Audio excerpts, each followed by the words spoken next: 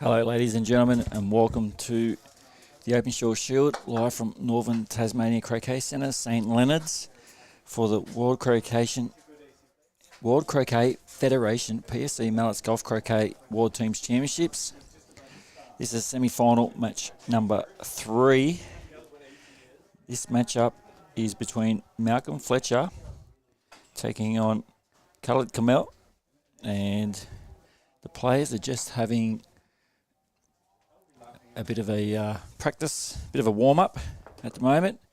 The commentators coming in for the match will be Peter Coles, Mr. PFC, and Graham Keating. So he's the president of Croquet Tasmania. So it'd be good to have Graham jump on the coverage.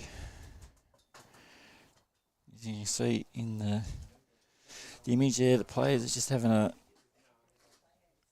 a warm-up. Current temperature here today, it's 22 degrees. It's a beautiful day. Whatever dew was on the green, it's all dried up. So speed, I've been told, is running very nice. And it looks like they're getting ready to rock and roll.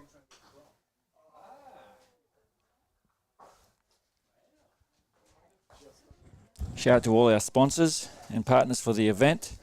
The main partners are PFC Hoop Winner Mallets, as I said, Peter Coles. Amazing job supporting the event, so thank you. Super Turf Line Marking Systems, Events Tasmania, the City of Launceston, Croquet Tasmania, and of course Croquet Australia. And it looks like the guys are in it, and I've got no commentators here at the moment. Welcome back all the viewers. Jump on the comments, get in the chat, be part of the stream. Send your comments and that in for the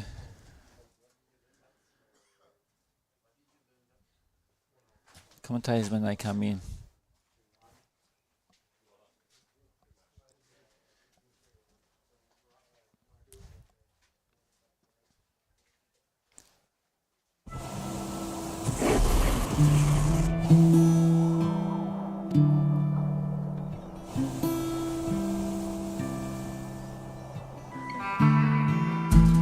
Those eyes, desire, will burn for years and miles. Can't change what's done. Where we begun.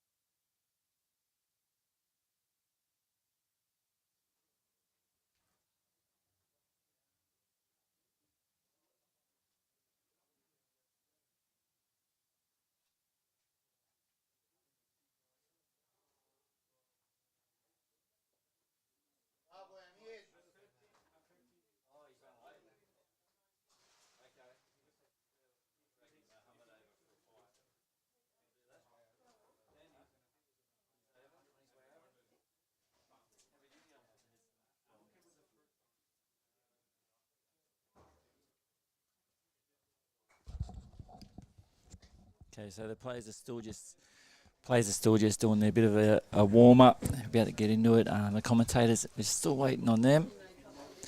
Graham Keating's on his way. Peter Coles, Mr. PFC Mallets, he's on his way up here as well from his sponsors tent.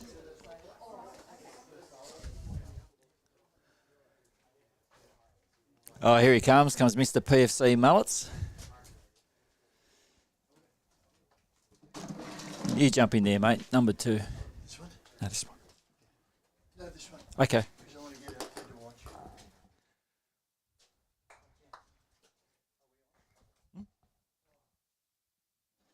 Yeah, let me get that.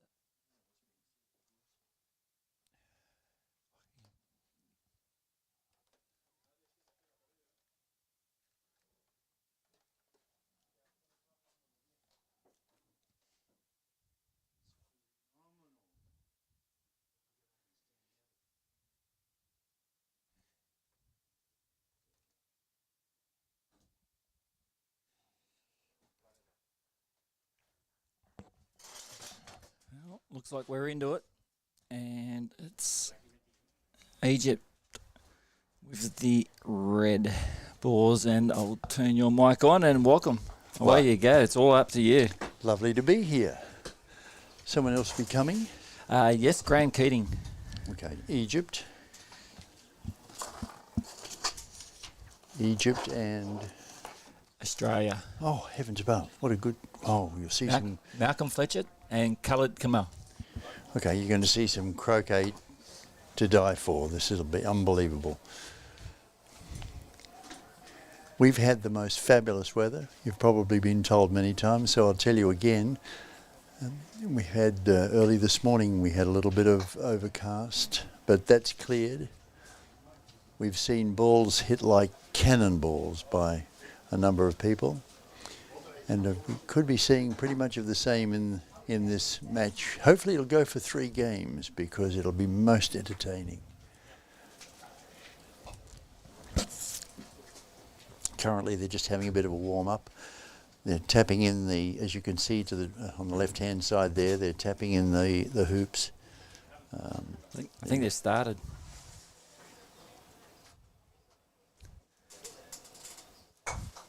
Boyd, I think they're just warming up, aren't they? Yes, see them over there tapping in the hoops in this on the court here. As you can see on the right here, the grass is starting to get a little bit dry. We certainly need a bit of rain, and I think on Sunday they're projecting quite heavy rain. On tomorrow temperature will be around about 22, 23, but then on Saturday they're forecasting 30, 31, 32. And then on Sunday back to a much lower 18 or 20 and a lot of rain. And as you can see, the lawns are starting to be in a little bit need of it.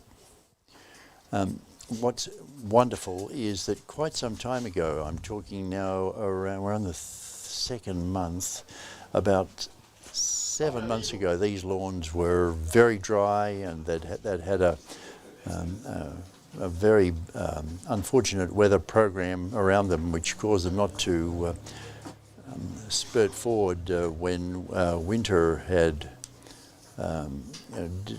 disappeared, and they didn't grow too well. But as a result of that, fertilising and looking after them meticulously by the members of the club, they've done a fabulous job. Absolutely incredible. So we've got Malcolm? Correct. Here we go. Malcolm versus... Oh, Caled again. Good stuff. So we've got Malcolm. I'm just trying to find Malcolm. Whereabouts is he on the world listings?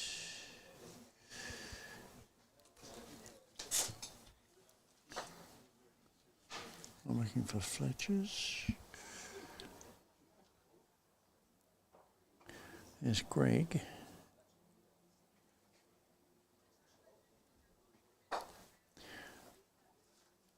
Cahill is 23 in the world. That's it. That's it. Okay, we can't find any more. Lift that up for email. Okay. Thank you. Probably not on there because he was saying he doesn't play, Oh, okay. world rankings. Ah. Well, are they starting? Maybe they're just practicing to approach. That looks too serious. That looks to me to be a very serious shot. And in comes Malcolm behind. That's a lovely shot. Beauty of it here is we can see. I'm going to ask these people to move.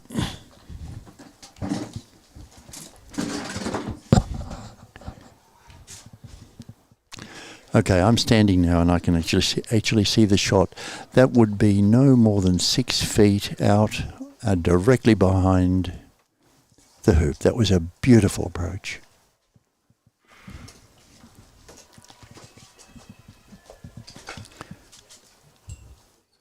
Okay, that was a shot to clear it and it missed by a coat of paint.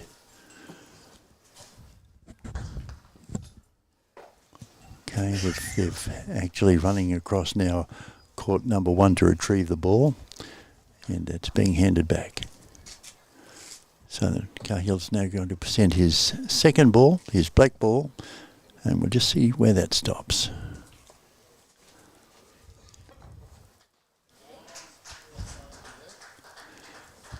Here it comes, slowing down beautifully. It stopped beautifully. No more than probably 3 feet out and maybe 1.5 feet to the left. 2 wonderful shots. Okay, we're looking for Malcolm to come again. I can't see him, unfortunately, so I don't know when he's going to have his shot. Okay, I'm walking backwards and forwards from the monitor to the actual view of the shot. He's approaching now. Head down, gently back, or is he going to try and clear? We'll wait and see. Looks as though he's attempting to clear, and he missed. So now we're going to see Cahill have a shot at the first hoop. He puts his mallet down by the side. He's got this approach. It's a very interesting approach. Has his swing, and then he'll put the mallet down, then he'll tilt the mallet back slightly before he has his shot. There it is. Up it comes and down it goes. Dead straight through. Wonderful shot.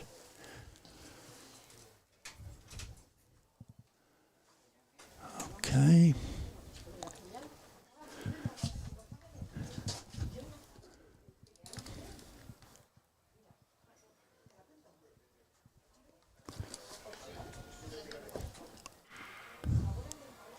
It's Malcolm.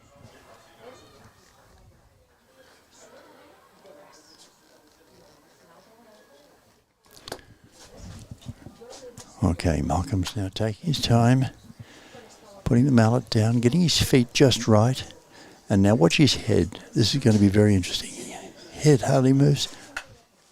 Eyes on the back of the ball.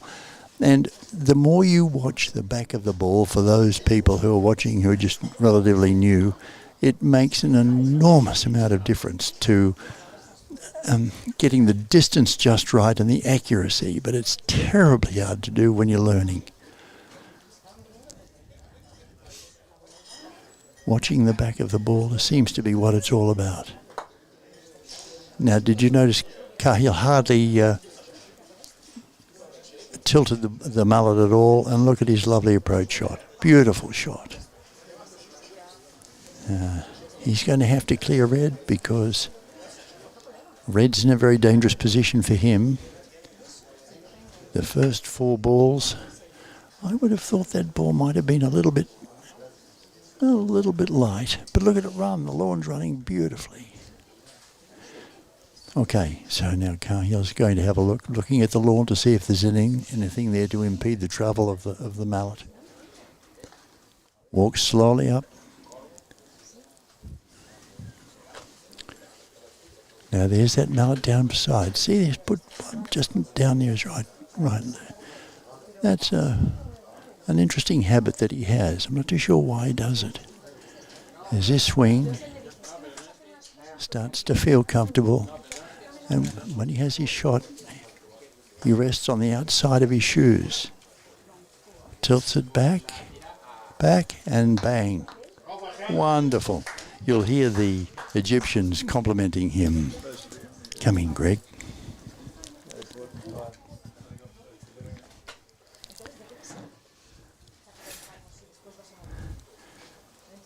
So he's cleared red beautifully, and it's going to be up to Malcolm to do something with black.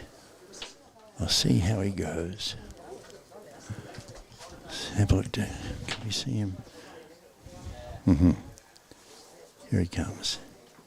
Lining up his mallet, taking his time, stepping forward, placing his mallet down, coming forward, and has hit it, but a little bit off to the right. Okay, so now Cahil's will obviously have a shot at the hoop.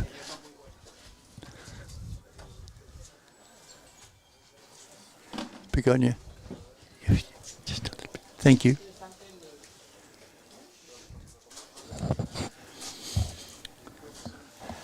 Goes through exactly the same procedure again. It's lovely to watch.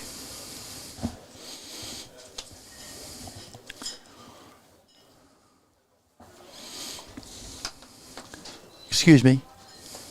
Thank you. Okay, let's welcome in Graham Keating, President of Croquet Tasmania. Hello, Graham. Hello, Peter. How are you? Yeah. Lovely day for croquet in Tasmania. Well, you've turned it on. Yeah. I don't know how you do it.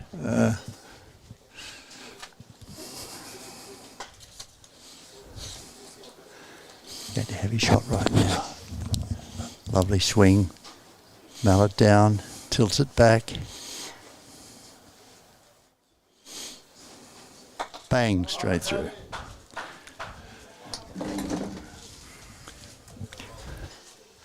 Okay, so that's 2-0 to Egypt. This is going to be a wonderful game. Yeah. No, just so we can see. Thank you. Thank you. Just a delicate shot. That's a lovely shot. Yeah, fantastic placement. Yep. It's sad that the distortion of the cameras doesn't reveal the exact position of the ball, isn't it? It is really. These guys, if you can put it fairly far in front, 4 or 5 yards out, it's a pretty good shot. Yep. Hoops are fairly tight, so there's a few near misses. Graham, I must compliment everybody on those lawns. Yeah, they're looking really good, aren't they? Yeah, they are. It dried out nicely since Sunday when we had some rain, and there's a sort of strange soil in these lawns. It's very clay-based on the top, and it holds the water, so it takes a while to dry out. Then we've got the trees along the back which suck a lot of the moisture out of the ground, so it's very dry over there now.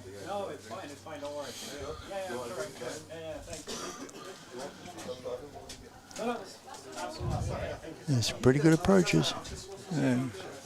It'd be interesting to see if black can clear yellow.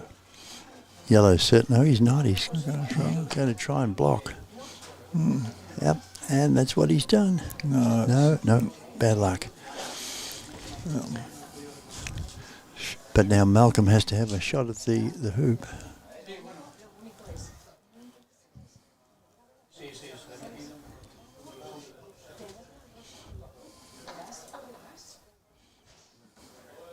Takes his time. Sets up, head staring at the back of the ball. Good hoop. Got it nicely. Way past hoop 4. Yeah. Now the lawns are running pretty well now. There's a bit of movement, particularly at the back corners, but generally they're working very well. When we made them last night, they come up very well. There's a beautiful approach, look.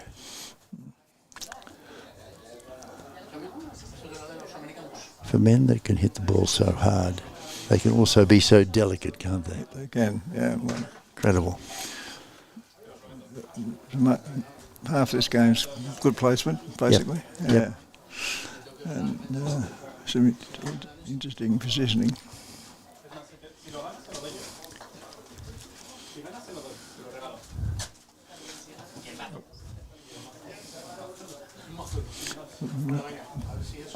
It's a little bit hard and a bit off to the right.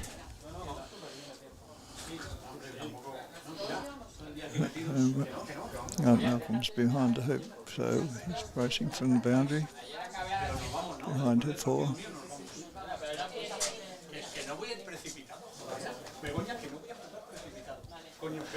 You can hear a bit of Spanish in the background. Yeah.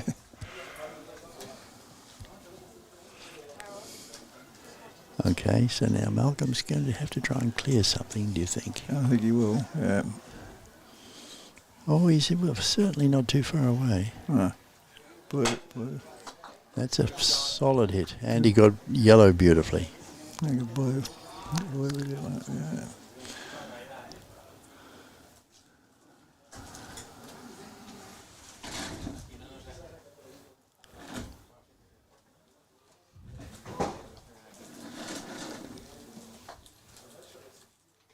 Blue comes back.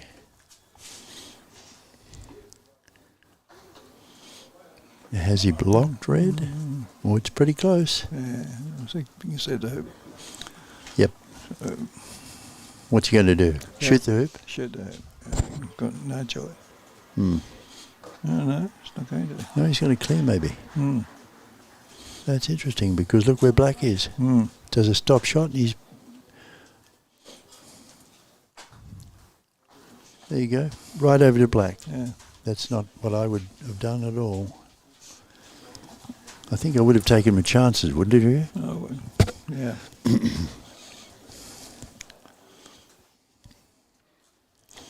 This will be a beautiful stop shot. You watch this. Really Lovely. Bit out to the side. Yep. Not quite straight. It's within shooting distance, but Malcolm will come up and try and block black. Oh, that's way short. Yeah.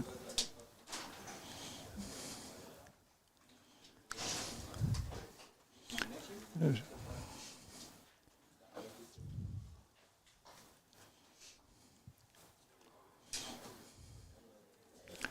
Taking his time.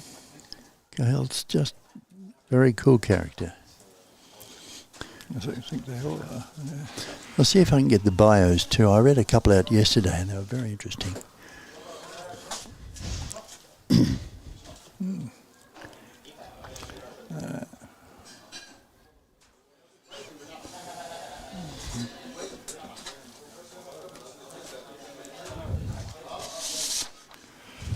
So Malcolm's going for a clearing shot here, I think. Oh no.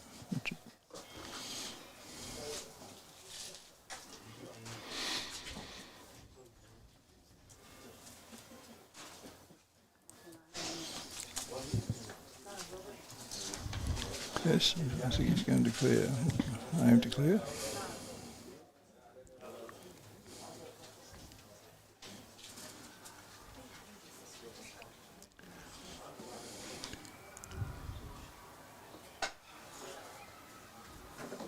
No, I was going for the hoop. Oh, he went for a long shot. Yeah.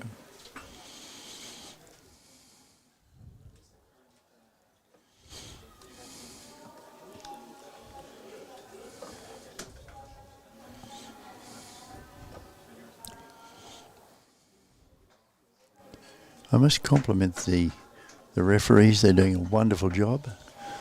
And also the volunteers. Volunteers from all over Tasmania are coming up. Yeah, they do. Just incredible, actually. Yeah, we've got quite a lot from the south coming up today, I think, actually. Have you? Assist, yeah. And this is a good 2.5 hour drive, isn't Yeah, it is, yeah. Mm. Yeah, we've sort of had about 60 volunteers on the list over time, and probably 40 here at any one time. It's a big effort by a small community. Yep.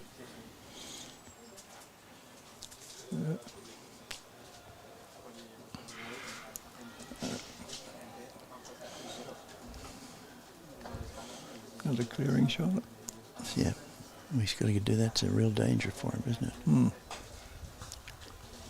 Yep, good. Right on the number. Yeah, well done. Yep. Makes it look fairly easily. It does, and look at all the balls around the hoop. Yeah.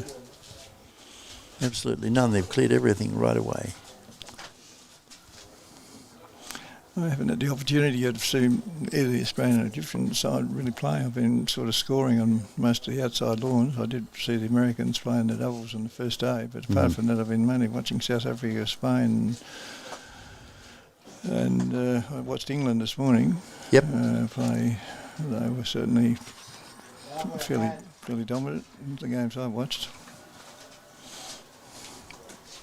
It's a fairly good blocking shot for a long shot. It was. Red. Okay. Is that Reg out the back there? Yep, that's Red. Can't miss him really. That's right.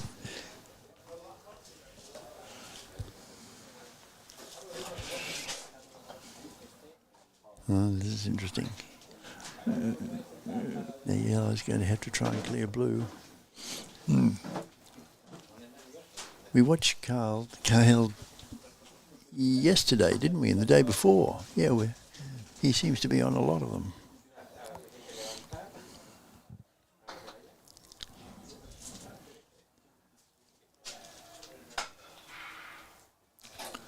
Oh, went for the hoop, or maybe went to clear blue and didn't quite make it. He didn't quite make it, I think. I'm pretty sure it was a clearance shot. This will be interesting to see what he does have to clear. He'll have to clear red. Or maybe go for the hoop. What's he going to do? Is he game, do you think? No, I think it's a clearance shot. Top shot. Look at that for a stop shot. Oh, what a shame. It rolled on a little bit. Yeah. But Blake's sitting there nicely. Yeah. And red and yellow are right over on the boundary. Continual pressure from Malcolm. Yes. But how many times have you seen a situation like this that you think the hoop's got to be Cahill's and it ends up not being that way at all? Oh, I can see a change, yeah. Yeah. A couple of good clearance shots and you're back in the game, particularly if you're... Oh, There you go. yeah, like that. Yep, like that.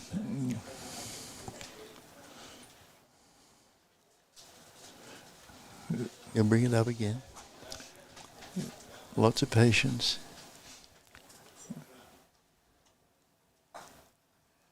This will be a lovely shot. You watch this. Should roll in nicely. Really has that distance really well organised, doesn't he? Yes, got the speed of the lawn. Yep. Yep.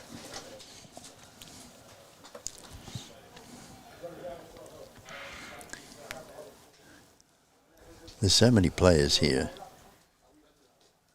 and I've been watching Peter Freer quietly get them all organised to be at the right place at the right time. Look, he missed the blue that time. Got the danger ball. Yep. Probably.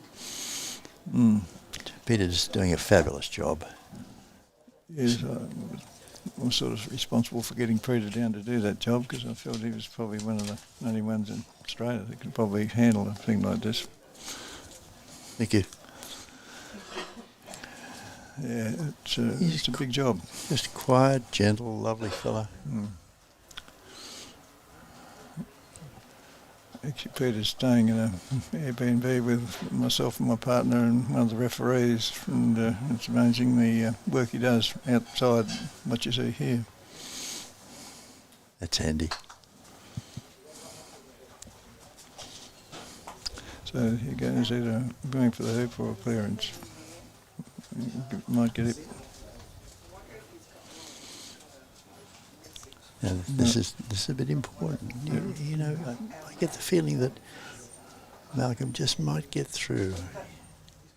What's he going to do? It's open for him, I think. It's open for him, yeah. Well back? No, missed out to the left. Slightly to the left. That's red, so he's still got another shot at it, but yellow's a long way away, and I think maybe yellow could be wired. Yes, I think we might be right.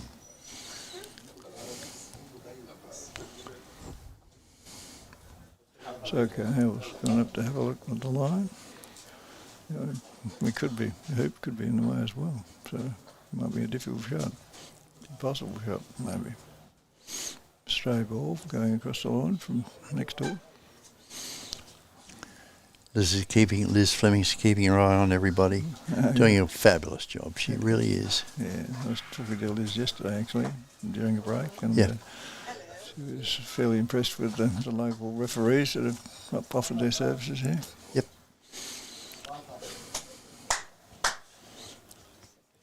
Yeah, what's he going to do? I think he might be wide. Might be a big jump shot over the hoop.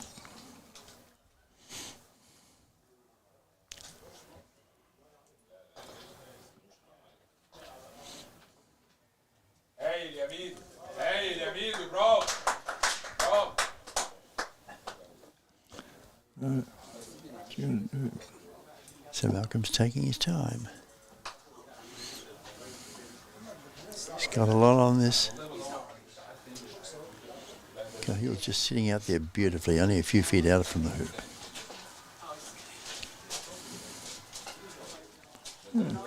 That's interesting. That's an interesting shot. Try and block. No, I think he's right wide, so he tried to. Yeah, okay. Yeah, so it should be a relatively easy hoop for Cahill. Yep. He doesn't hit it too hard. There you go. Yeah, okay, 3-1 to... Gently 3. 3-1 to Egypt. Yep.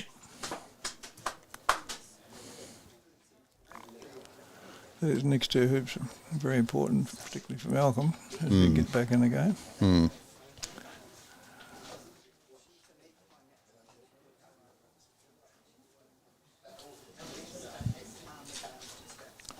It's a nice approach. Yeah. Blake's well positioned to hit it away if he wants to have a go at it. Okay, you can't leave that there.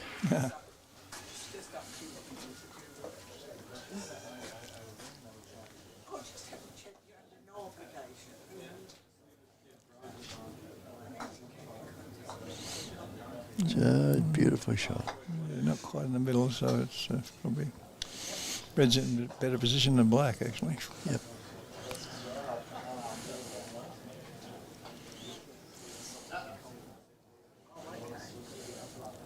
That's a lovely shot. Puts more pressure on.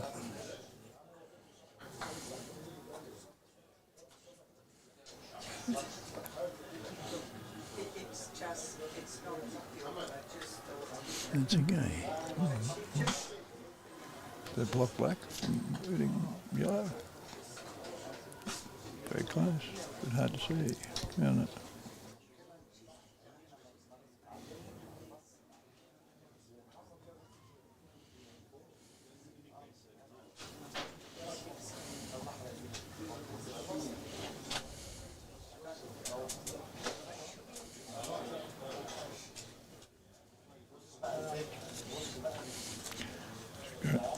I'm going to try and block or get position.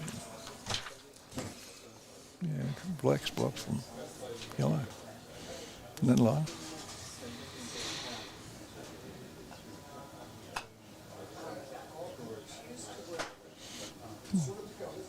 That's an interesting shot. He's trying for double block, I think. Just it's hard enough, you'll probably get yellow and blue stay there.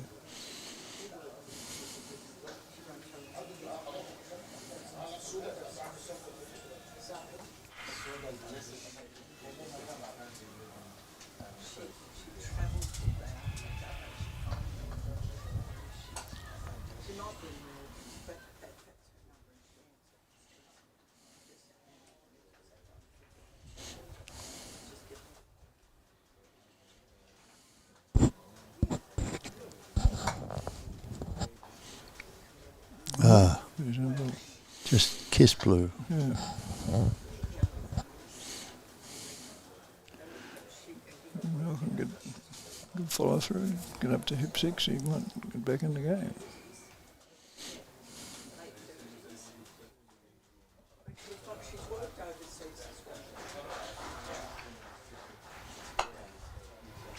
Beautiful shot. Should be too far. Yeah, just rolled Just on. went past, yeah. And he didn't hit it very hard, but No. the ball's rolling now. So it wasn't very right out. I think the lawn could be just a little bit faster than 11 right now. But I think, yeah.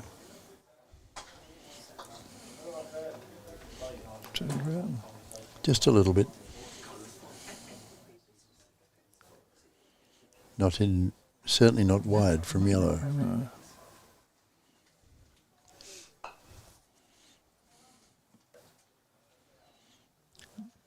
Good placement. Yep.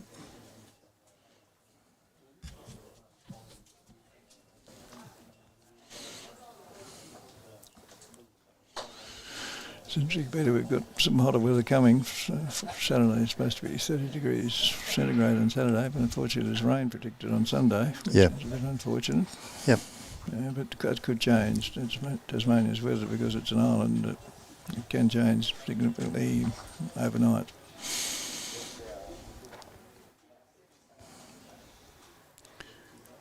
I was just talking to a couple of English people before I came here. They were saying how wet and how cold it's been in England over the last year, pretty much. Yeah. Yeah. I was talking to Tom DeWar up in Lincolnshire, and he said that they've had a very wet time. Yeah. I was in America over Christmas, and it was cold over there. It was in Dallas, Fort Worth. My son lives there, and we got snowed in for a couple of days. Were you down there? Yeah. Good Lord. Mm. Hmm. It's over in Nashville, and freezing cold over in there.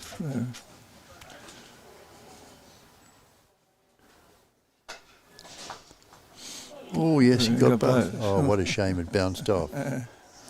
But although it cleared the hoop pretty well, Yeah. but he wanted to dispense with blue, but blue hit black and came up towards us. Yeah.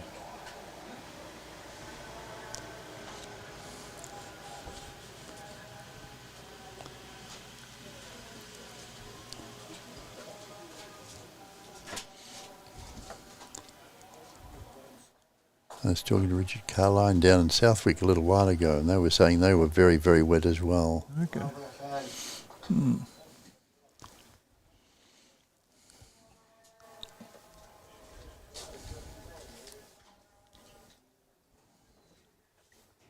And congratulations to Richard for being nominated as the Coach of the Year in England, which is a wonderful thing. Oh, that's fantastic, yeah. Which club's that he play for? Southwick. Suffolk, okay. Yeah, I was over in England September last year, and had a couple of games at Nottingham Club. It was very, very nice. Isn't it? Hmm. Yeah. We were there when the rhododendrons were out. Oh, yeah. It's unbelievable. Oh, what a good, Look at that. interesting shot. Two together and two in front. Yeah.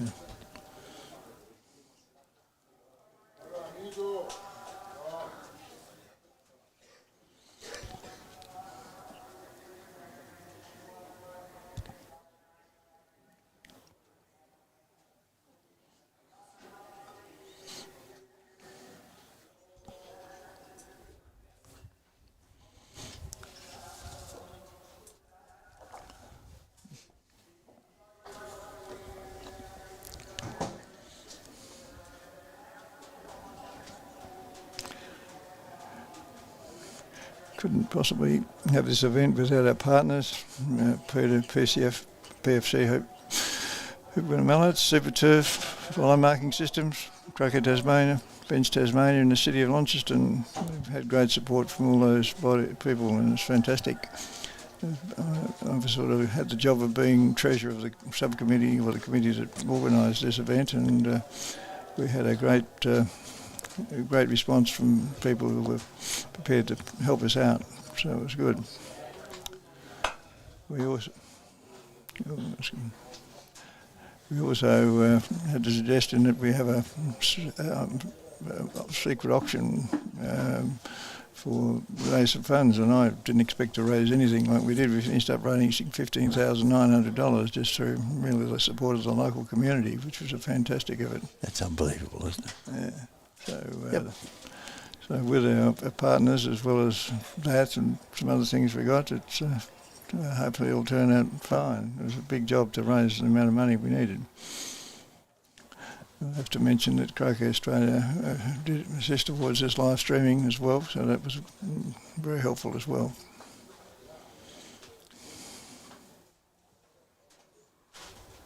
That's a pretty good shot. It is, isn't it? Mm. So yellow's got to do something with black. Oh, is that red? It's red. Mm-hmm. Yeah, so Red. that's the referee, has he? Call for a referee, yeah. It might be in a hole in the ground. Just go off. I'll leave you for a few seconds.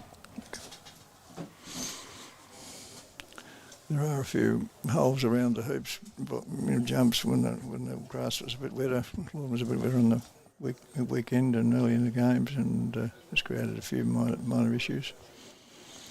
I think overall the players are very happy with the way the lawn's running. I think so, yes. Yeah, I've only heard nothing but positive. that's fantastic. Yeah, well, it's a big job to keep them mowed down. Most of this grass hasn't been mowed down this low before, 3 mil, so it gave a bit of a shock to the grass initially, I think, but generally it's come up pretty well, and it's reacting very well. So.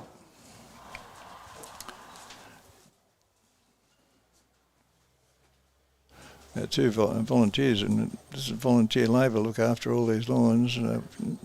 Noel Hiskins and Chris Fox, and they do a fantastic job. I mean, Noel's usually here at 6 o'clock every morning, vacuuming the lawns virtually to get all the leaves and stuff off from overnight, and we were mowing and resetting hoops and up till 8:30 last night. So He's also getting around, getting the dew off, walking Yeah, around, gets the dew scraping off. scraping the lawn, getting the dew off as well. So the referee's been called to obviously fill a hole in that the red ball's in. So he's lifted that ball, and so they're going to pack it with some grass, I think.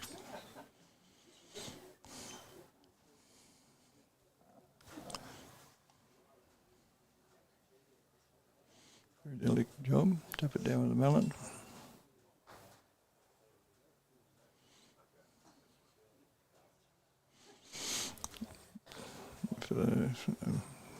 The ball will jump if it's in a depression in the ground and hit it. It's amazing how far the ball will jump over the top if it happens to it hits a depression. And that's just not something that Malcolm would want at this stage.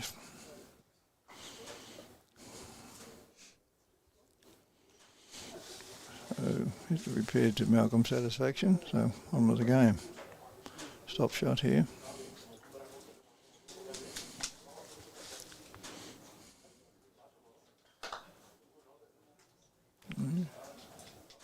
Very good. Well, you've got a fairly black to play.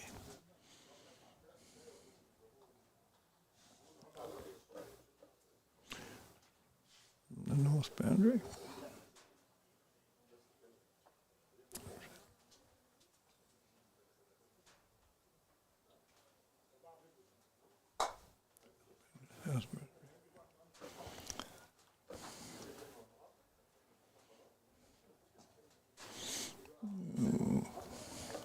Rolled away in the last moment.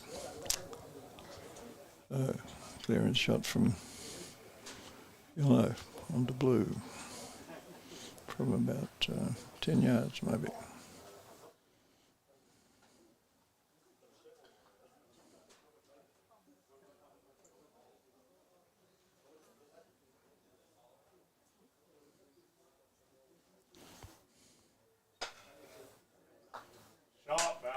Good shot. Good clearance shot. Pressure back on the Egyptian.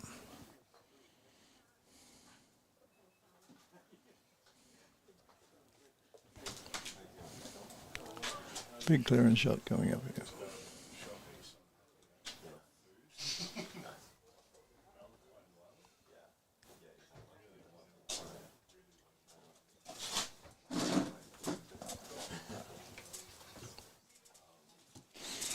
do me a favour? Can you go ask? Oh, mate, stop.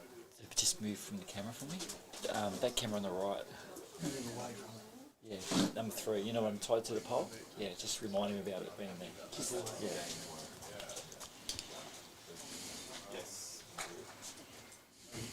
Missed by probably 300 millimetres. So here's a shot for Malcolm to tie the scores. 6-all.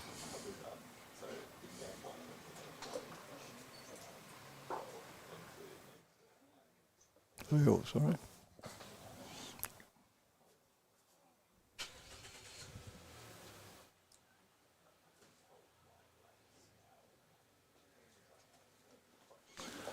Settled again. Just the one on the other side of the building. Walk out the door there. Yeah. It's just on the left. Okay. Yeah. Just umpire there.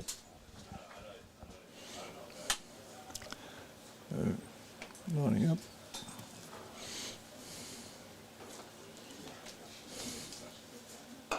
Shot, Mal. Flip 6 to Mal. 3-all to 5 and 6 to Malcolm. Bring the game back to even. Blue is offside, so it's been sent to the penalty spot. And Blacks are on it a little bit further than expected.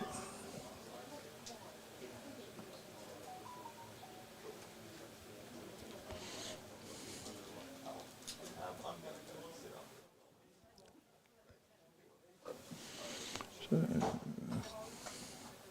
yellow to play.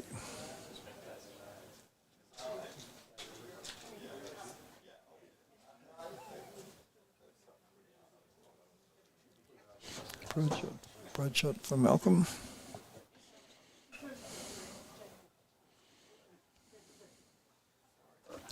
Running pretty well. Going to roll on further than the black ball. And probably wide from the hoop by Black. Blue to play from the penalty spot.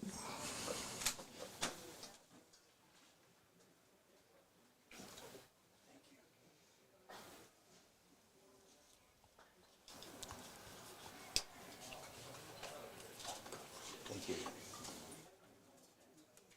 Great. Very good shot from the penalty spot. And probably wide from yellow. 3-all. 3-all. Yeah, 5 and 6 important hoops. And that was a very good approach shot from the penalty spot by Blue. But I think Malcolm might have to try and clear Black, maybe.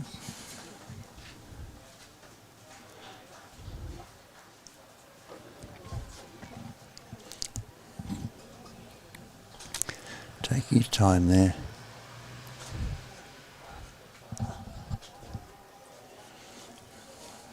So what's he going to do? Clear Black, I think. Whoop. Missed. Missed. Yeah. Now Black can nuzzle up onto yellow or clear yellow. To clear yellow wouldn't be a good idea, Graham, do you think? I think it'll be muzzling up to Yep. yellow. It has an element of risk, but I think I wouldn't be surprised if it doesn't try that. Blue's in a lovely position. Yeah. We can see directly here now. It's really marvellous. That's good. Yeah. Now this is going to be interesting. What's he going to do? Does it look as- Little muzzle. Yeah, that's what he's done. There you go. Perfect. Yeah, perfect shot. Yep. And are they separated? I'm going to call the ref. No, they're not. They're happy. Yeah, I'm going to call the ref. There you go. Need a referee's decision. Touching balls, that's where association comes in, with possibly clearance using an association shot. We'll have to wait and see.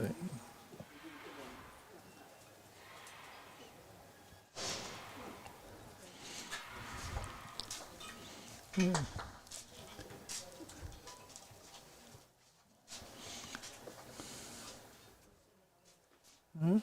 referee hasn't been involved. No. Play away. Ah, Just keep it. Right. not too sure what that was all about. That must be the approach shot for black. Yeah, stopping black and getting in front shot of the next hoop. Yep. No. Which means Cahill's going to have to hit this pretty hard to come down. I see Jaws as the ball, but it doesn't look like he's going to do that. No. Oh, well, that's another good alternative, isn't it? Yeah. I don't think that's in there. No. I don't think that's in their psyche, though, do you? Probably not. No. And look at the beaut shot. Isn't that fabulous? Yeah, he's done that very well. Yep. So 4-3 to Cahill. Yep. And 4-3. yeah. Now, come on, Malcolm, down you come. It's going to be a 2-ball game at the moment. Yep. So very important that Malcolm gets very close to the hoop. Yeah. And it's coming a bit short. That's a shame. Because Cahill's got a shot there. Yeah, he has to decide. This would be He wants to probably get best. away. No, he's going to. Do the same thing. Yep, do the same thing. So they're playing cuddles at the back of the lawn. And of course he has to do that because if Malcolm can't do anything with yellow, which gives Cahill shot at the hoop with blue. Yeah, so I think Malcolm's going to play away so he gets a shot at the next hoop. That's interesting. Put it way up there. Excuse. Oh, it's not beyond halfway, so he's fine. Oh, Well, he is. He's beyond halfway. Is he? Yep. Don't know why I did that. That was. So now what's Cahill going to do? There we are. Stands with the mallet on the ground, just near his right foot again. Here he is. This is going to be an interesting shot, and a critical shot. Sue, thank you. Janice, sorry.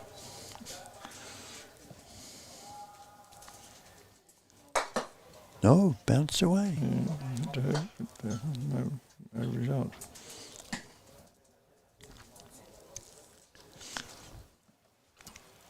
Oh, I know why he did that shot, because he would have played off black, so the ball's not offside if Malcolm makes it now. Yeah. Now, come on, this is going to be an interesting shot. Takes his time. Slightly pigeon-toed. Straight through. Good hit. Yep. 4-all. Yeah, great shot. Great hoop. It was a lay-down misère for 5-3. Now look at it, 4-all. Yeah. What a game. PFC winner Mallets replay. Yeah, right. Yeah.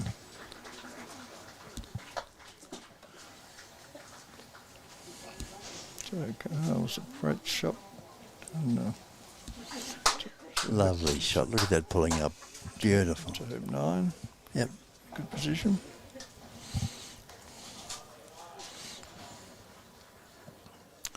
Malcolm's over behind hoop 10 at this stage.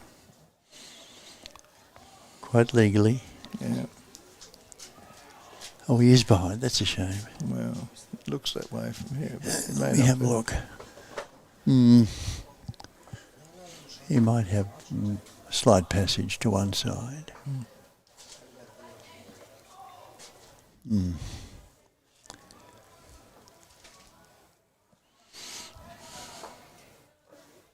I can see it through there. Bending over, looking up, watching the back of the ball. Up he comes. Oh, he's gone for a clearance. Yep. Okay.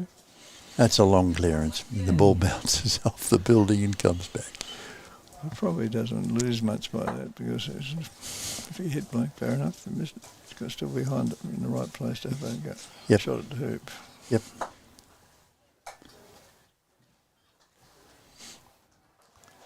Oh, it looks a very good shot. Yeah, not quite. Yep, that's nice. So he's got black and blue in front. Yeah. tries to try for a clearance from black, I would think. Yep.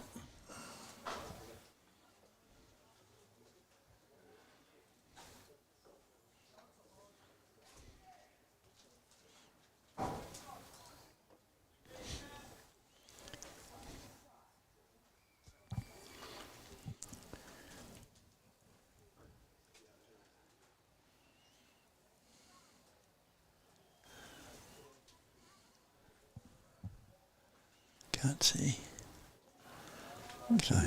Kyle's in the way. Here we go. Here we go. It's better. Got to shoot for the ball on the right.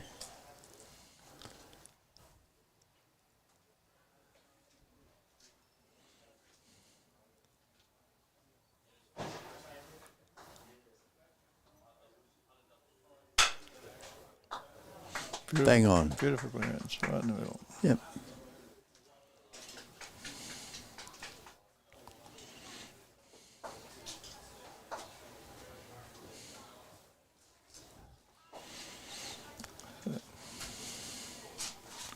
Going to need a good blocking shot here from black.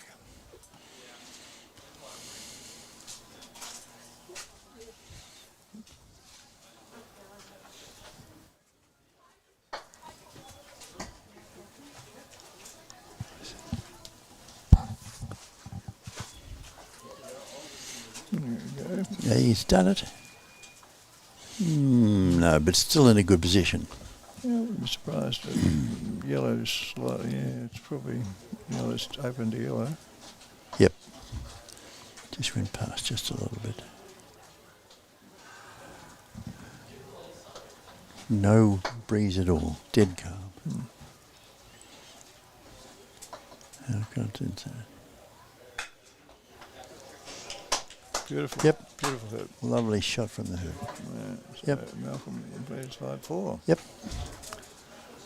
Come back from being 1-3 down. Don't you?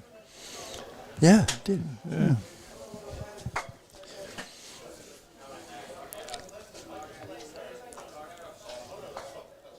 Just a gentle approach. As he read the lawn, it's still going. A little bit further would have been nice. I think yellow's up there somewhere, I reckon, so he wants to keep it away from yellow, I see. Yellow should still be able to see it. Yep.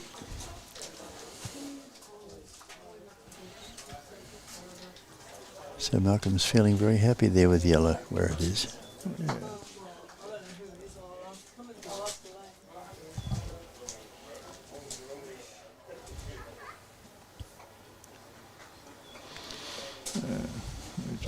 Very good bright shot. No, block yellow from blue.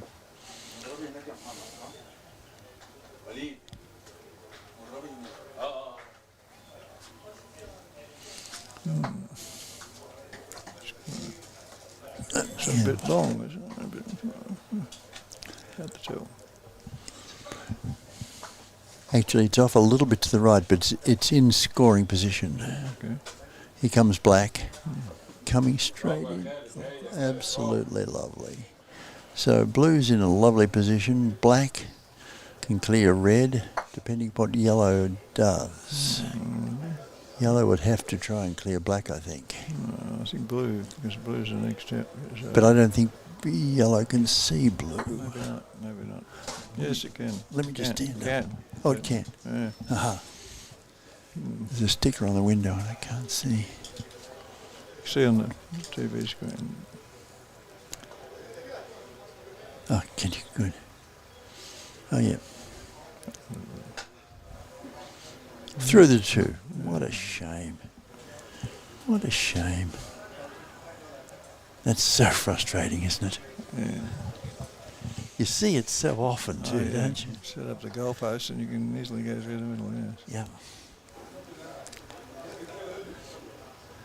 So I reckon you clear red, try and get a block on black. Wire and black with the hoop. I think you might be going for the hoop. No. Oh, well, look at that. Look at that lovely bounce off. Cheers, Couldn't be in a spin. better position. PFC replay that one with the spin. That'd be great. Thanks, Boyd. Yep.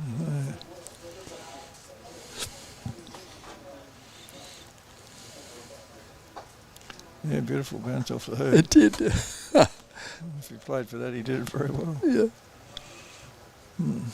Excellent. Good replay. Yeah, thank you, Boyd.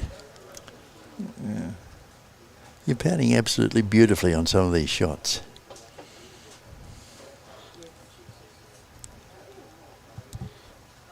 There's a pretty critical one, Graham. Very critical. Oh,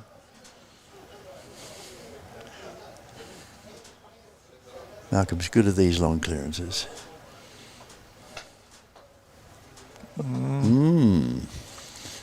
Slewed a bit to the right. yeah. Put the mockers on him, Peter. What's Caleb's calling for the hoops to be tapped in? Yeah. Couple of reasonable hefty hits. The holes around the hoops are getting fairly large at the moment, so they did a fair bit of packing last night. This is a pretty critical shot for Caleb because it'll bring him up to 5-all. He certainly wouldn't want to miss this one.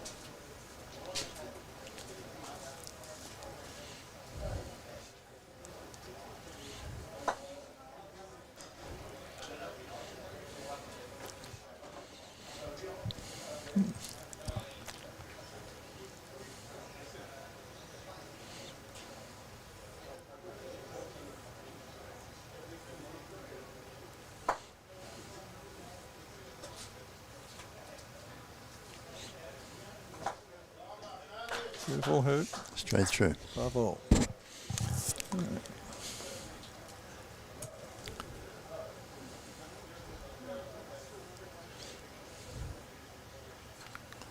Yeah. I think it's pretty fair to say that all the players here seem to be very close together, don't they? Yeah, there's very little difference in their ability and standard. Yeah. Yep. Any given day. Yep. Well, like all sportsmen, well, you can have your good and bad days. He's going up. Going to hoop 11. Fairly well positioned. Yep.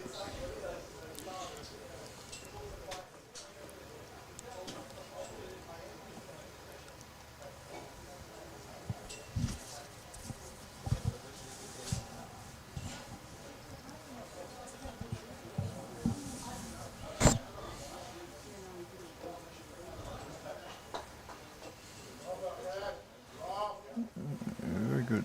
Yep. Very good bowling shot. Nice. One of those things I've noticed in watching the games and scoring, the positioning and blocking ability of the players is really exceptional in most cases.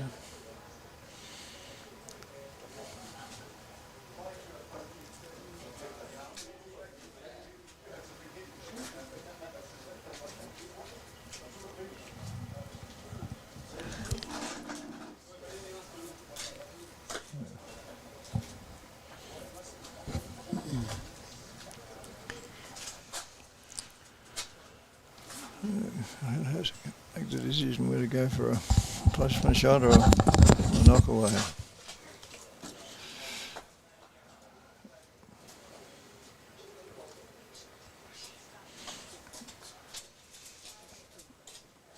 Asking if the ball can be slightly moved in for obviously a rough spot in the lawn. Agreed to by both players.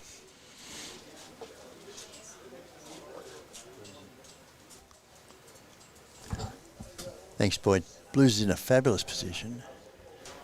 Where is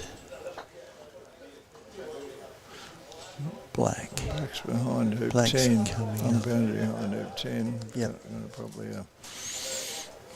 Going to try and Black block yellow from blue. make it be a clearance shot. Oh, yep. Okay. Yeah.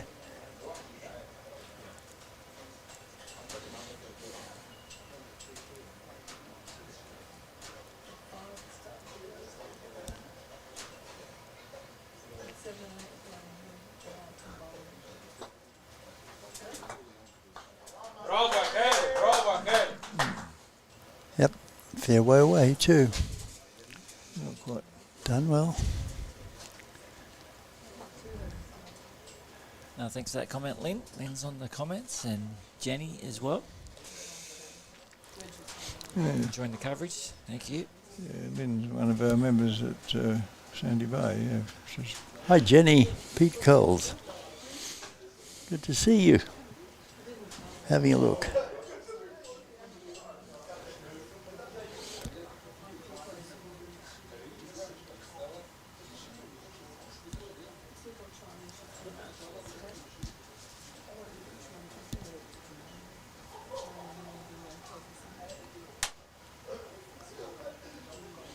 another clearance shot. Here we go. It's a fairway, fair distance.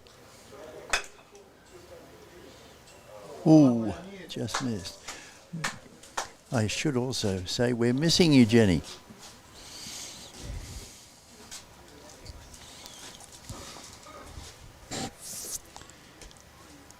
Two of the best commentators there are, the two of them, two Clarks. They're fabulous to listen to.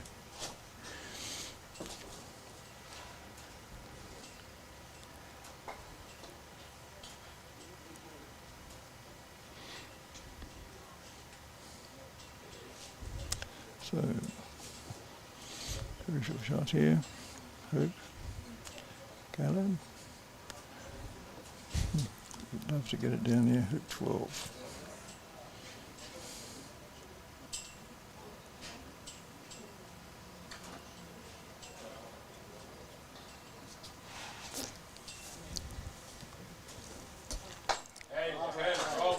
Careful hoop. 6-5 to Caleb. 2 hoops in a row. يصحصح الرياض الله يصحصح دي السلام عليكم سعيدكم مالك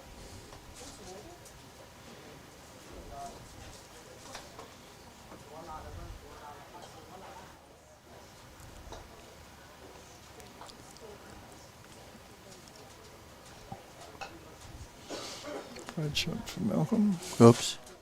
Oh dear. Landed very well. That looked pretty close, didn't it? Yeah, with a slight curve in the line there. Yep. Did well.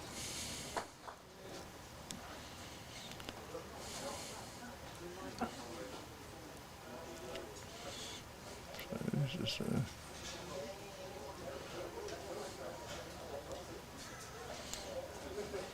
place, so the place.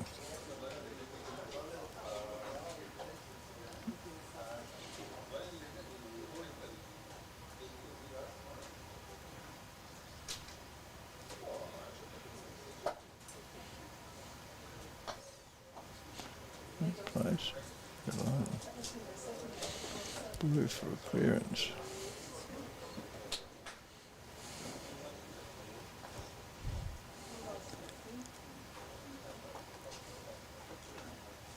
Malcolm is setting up. Ooh, that could be a little bit healthy. No, it's going to roll right beautifully into place. Beautiful. What a shame. Rolled away.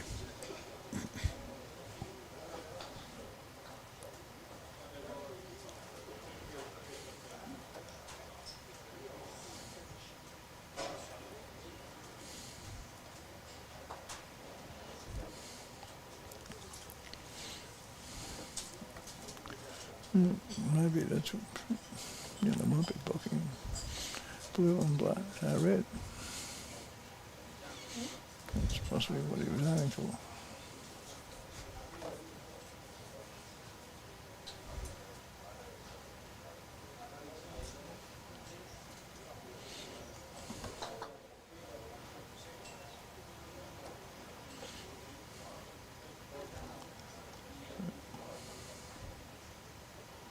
There we go.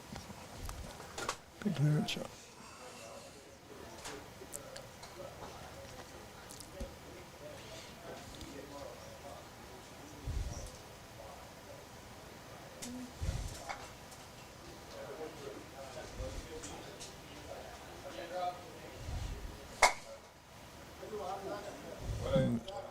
Missed.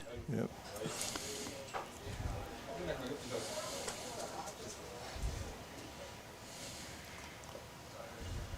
So blue is offside at this stage. Red to shoot for the hoop. Make it 6 all.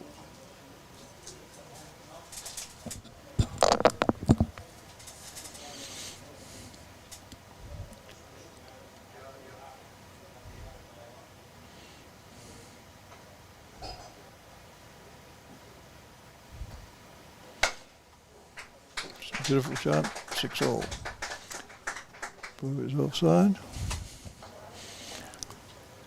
Black to play.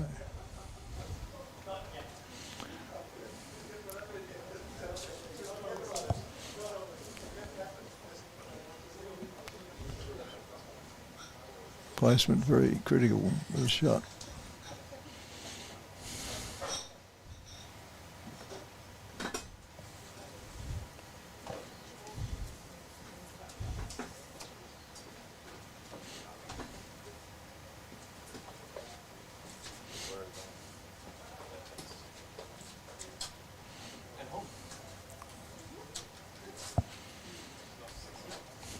Bit of tension in there.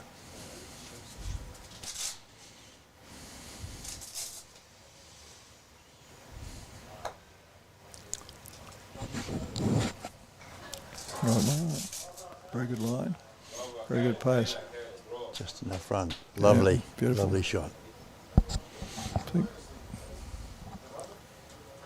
Yep, oh, yep, sitting out. yeah. Maybe 5 or 6 feet out in front. Lovely shot.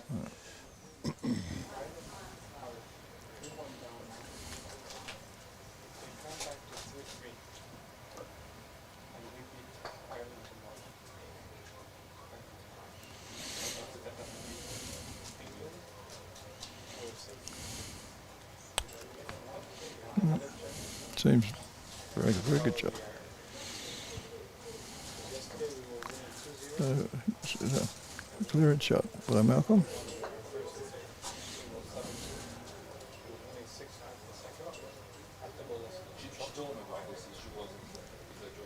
Malcolm walks up.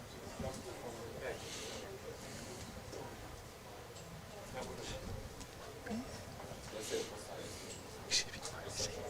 Thank you. Beautiful. Oh, wonderful clearance shot. Yep. Yep, Watch that again on the PFC replay. we sure do.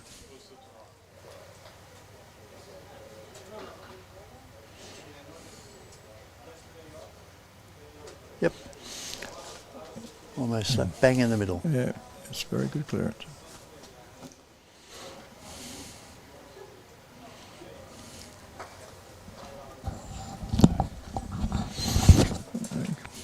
Leonards got to play the blue ball from the penalty spot.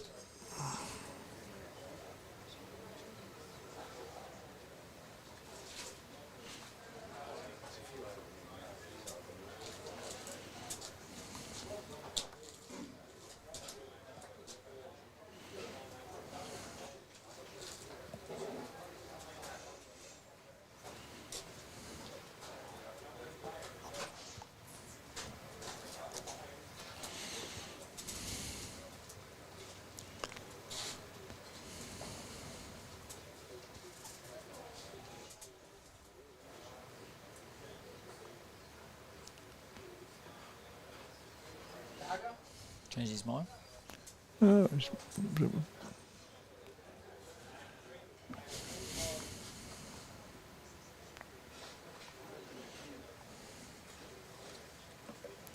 here we go. Placement.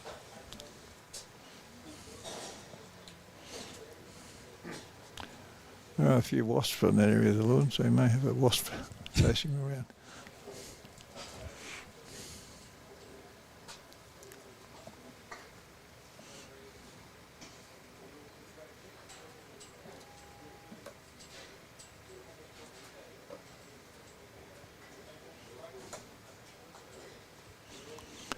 Coming over, rolling nicely. Not too bad.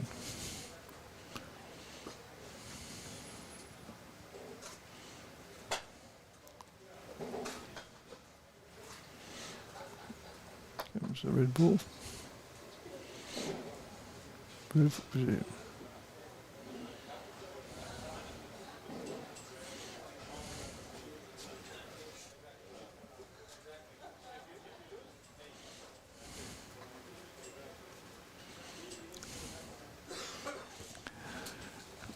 Both here and black are outside agencies, so it's really a matter of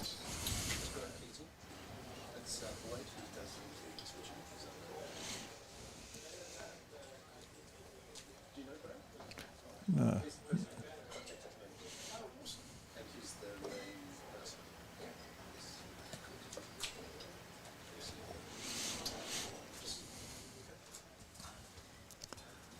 So gonna do.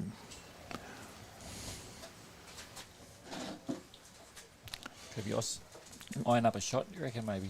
I think he'll try and do a blocking shot with black. Okay, about to introduce Reggie Bamford, 7-time world champion, to the skybox. Thank you very much. Afternoon, Reg. Afternoon. Pleased to have you here.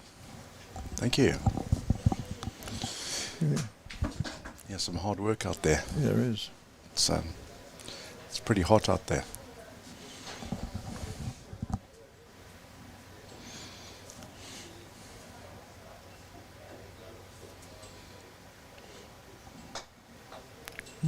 Oh, in for the hoop.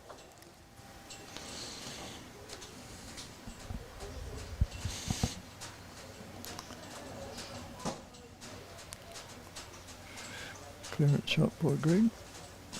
Unblocked. You played this afternoon, Reg? I did. I had a tough game against Rob, Okay.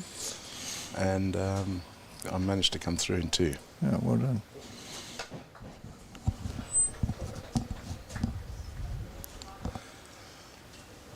Yeah, so that puts us 3-1 up in that test. And that's quite a crucial one, because I think if we win that, we're probably playing off for 5th and 6th. Oh, And, you know, we set that as our objective for this week. On 2 previous occasions, we've been involved in the battle for relegation, yeah. and Not it's not fun. no, not a nice position to be in. And it's yes, I have played in hundreds of tournaments around the world. I could probably say that this is the best tournament in terms of camaraderie, teamwork, standard of play.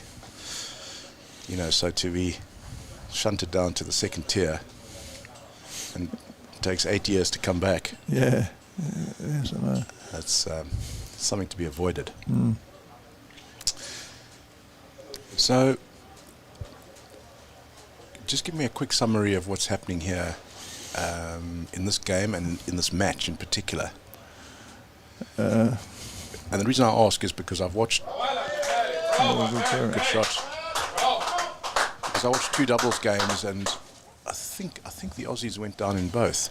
Yeah, they did. Okay, so I'll just get them up for you.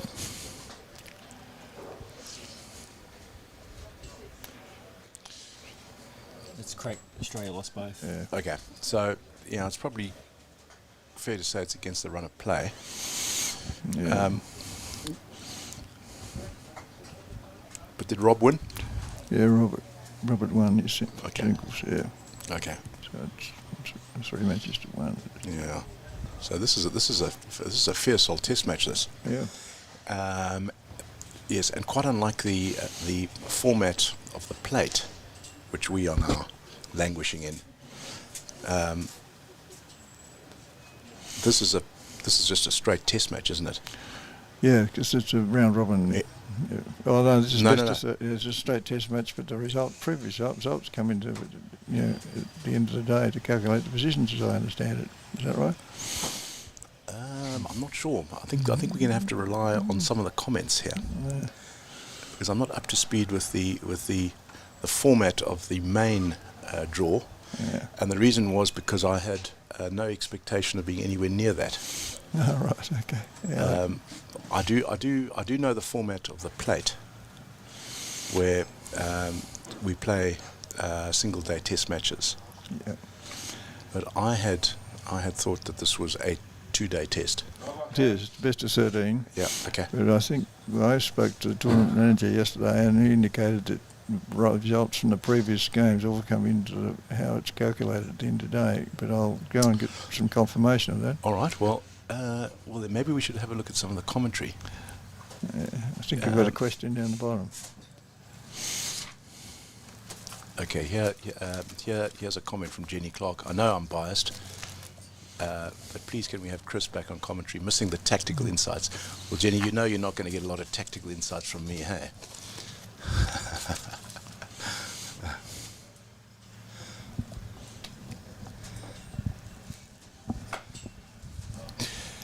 Okay, someone's asked, and this is Baker. Baker 22 1B or 221B. Okay, how are the lawns running, Reg? Well, I'd say they're running quite quickly, maybe 12 and a half on the stint. There are a couple of sections where it's probably 14 or 15, but actually not too difficult. The two centre lawns are pretty easy to play on, to be honest. Probably playing 12 or so, which is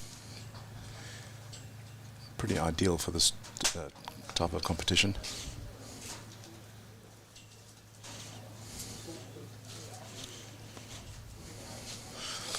That's the base format of the semi-finals. I'm pretty sure. I'll go and have a chat to the tournament manager and just check what he told me yesterday. Okay.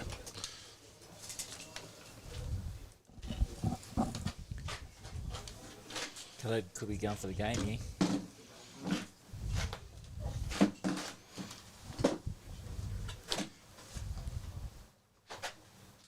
Yeah, okay. So, Jenny, I think that you are right. I actually don't think that the block play counts towards the semis, and I think this is just a straight 2-day test match. So, spot on there. The hoops. Yeah, I mean they can be quite tough, but I think on the whole they're actually quite straightforward to play. We played in the Worlds in November. I think those were quite a lot tougher. I think the ground here is actually quite soft, so the hoop running is actually quite straightforward. So you're seeing lots of hoops from sort of 5 or 6 yards.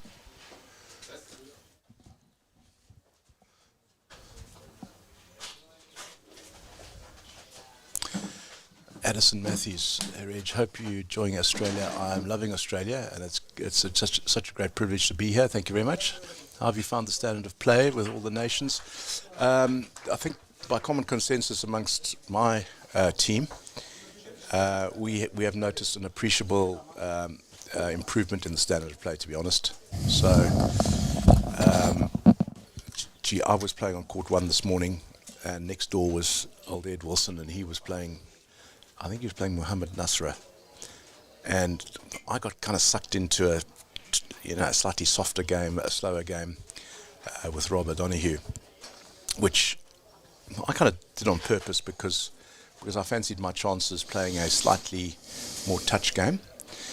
But next door, all I saw and heard were bravos and huge cheers. There was some fantastic hitting going on. So, yeah, look, the standard of play is a whole bunch better. It's interesting to see the 4 Americans, well now, the 5 Americans. They're all pros. They all spend time every day with a mallet in their hands. I think they've really improved a lot. I think you've got a very strong Australian team here. You've got Rob, who's certainly the best player in the world at the moment, and that's a hell of a strong team. Yeah, so this is a tough event to win. Blake Fields told me yesterday that he just walked off a really tough doubles game, and he said it was so intense because the hitting was just so fabulous. So yeah, it's a much higher standard now, much higher standard. I've just had it confirmed, Reg, it's just a straight knockout in the semi-finals. Yep. And, Okay. So, yes, I'm actually quite surprised that we're seeing the Egyptians getting ahead of the Aussies. I really rate the Aussies this year. I think they've got a great team. I think they've got a great team spirit. I think they get on famously. The thing is, if you just let the Egyptians get ahead of you, you have to be quite careful. But they can get themselves down. I think they're a bit like a red wine. They don't travel very well. They're very tough to beat in Cairo, but the last 10 years have probably seen them struggle internationally. I think that we've probably caught up. I think we've probably overtaken them now. And if you look at the world's finals in the last 7-8 years, you don't see too many Egyptians featuring anymore, and that was simply not the case 15 years ago. So I think I probably fancy Australia to win this.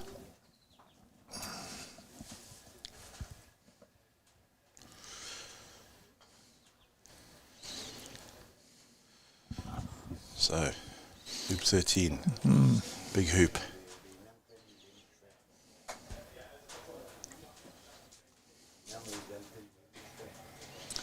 Black and blue have the advantage. yeah. I'm all in favour of two balls right in front of the hoop 13. It's a very good position to be in. It is. Yeah. It is, yeah. So this might be the glory shot.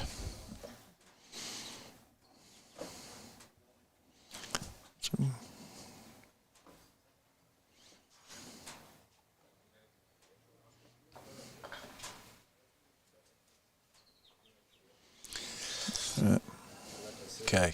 Malcolm. From the boundary. Head down. A couple of deep breaths. You've played this shot millions of times.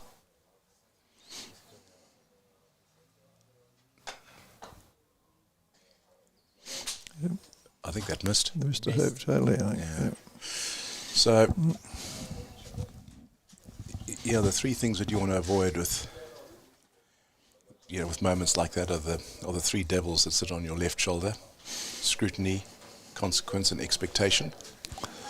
So you have to try and work out a script or a kind of line of thinking where you are not allowing those three thoughts to enter your head. Yeah. It's easier said than done. Absolutely. Yeah. But that said, there are some techniques you can use.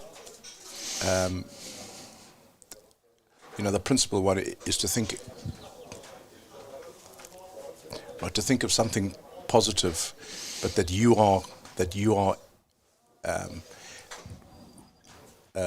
already actively thinking about, rather than letting those three negative thoughts drown you out. You actually want to think positively. So Let's take game one.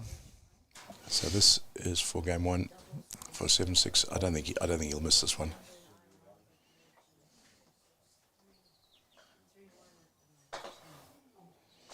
And come on, that is curse. Yeah. That's not very good at all.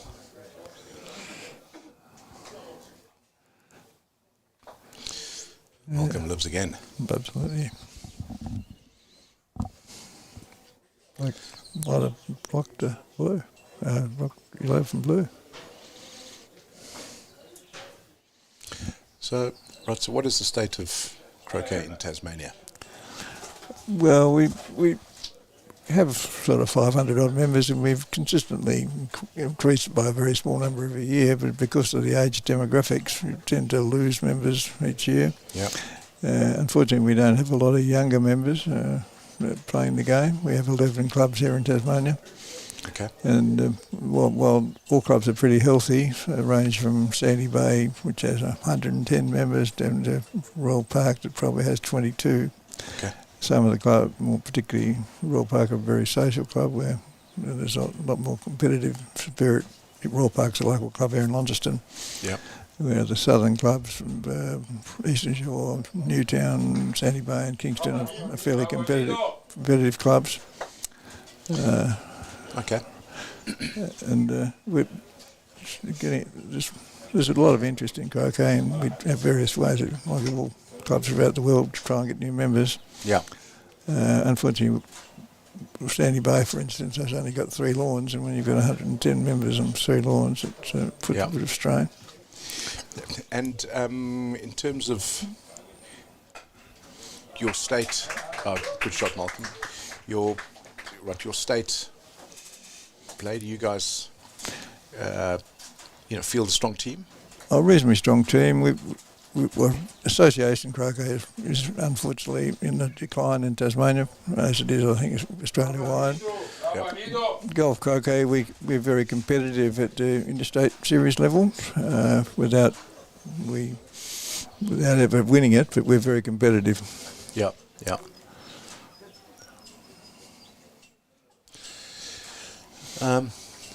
So I've been asked by Baker 221, am I coming to Florida for the AC Worlds this year? Well, I don't think I'd miss it, for sure. It'd be a nice one to win. Obviously, Rob Fulford's got the title, and I'm pretty certain that he'll be coming out to that. I'm sure that Rob Fletcher will come out to that. I'll certainly be out there. I'm right in the throes of trying to design and manufacture my new mallet, and I don't know whether it's going to be ready in time.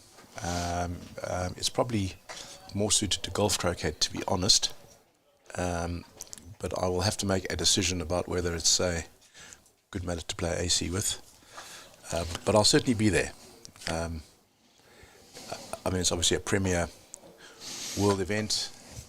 You probably measure one's legacy with the world titles you win. So I'm certainly going to be there, and it's just a beautiful venue. On the 2 or 3 times that I've been there where I haven't made the final, I've gone fishing on that final day, and I'm sure Stephen Morgan will take me fishing this time round. Okay, what's he going to do here? What kind of shots are he going to play? Play. So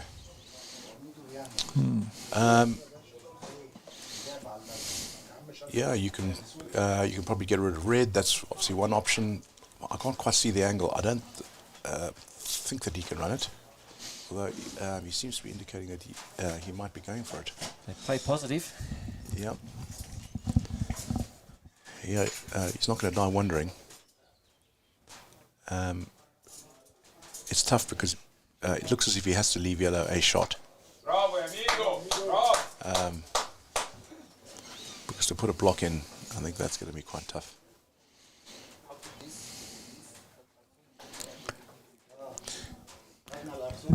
You will struggle to get deep tactical thinking from me. That's not really my forte. I just like to hit the ball straight. I just want to interrupt you so you can call the action. Yeah. Well, this is obviously a key moment. Yes. That's Okay. a good angle there. Yeah, it's a good angle. So I think he's probably going to be clearing red and maybe trying to get a block on yellow. Clear red, get a block on yellow. Either the block on blue or the block on the hoop. And there's probably quite a big landing area there to land on. He doesn't want to rush red anywhere near the hoop. So he's probably concerned about black skidding off to the side. But I suspect that that's what he's trying to do.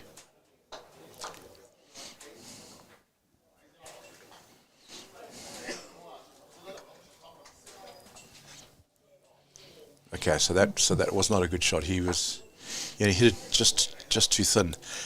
This really is where the AC players have a massive advantage over the GC players, because you're often playing that sort of shot in AC, and you definitely get a feel for the way the two balls split off each other. So he's going to go for this? Oh, for sure. Yeah, absolutely. Yeah.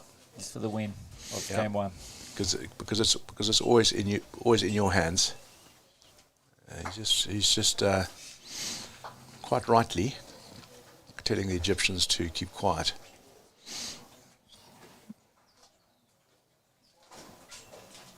And they're still talking to each other. That's really not on. Come on, guys, just keep quiet. Okay, Malcolm. Positive thoughts here.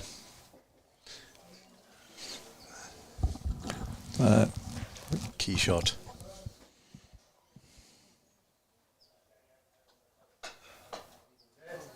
No. No. Again, heading slightly to the left.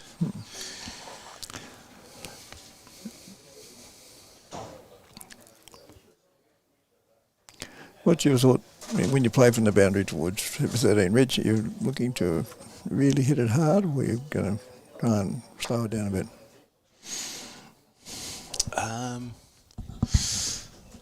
It's actually quite a good question. I mean, sometimes I just thrash the thing.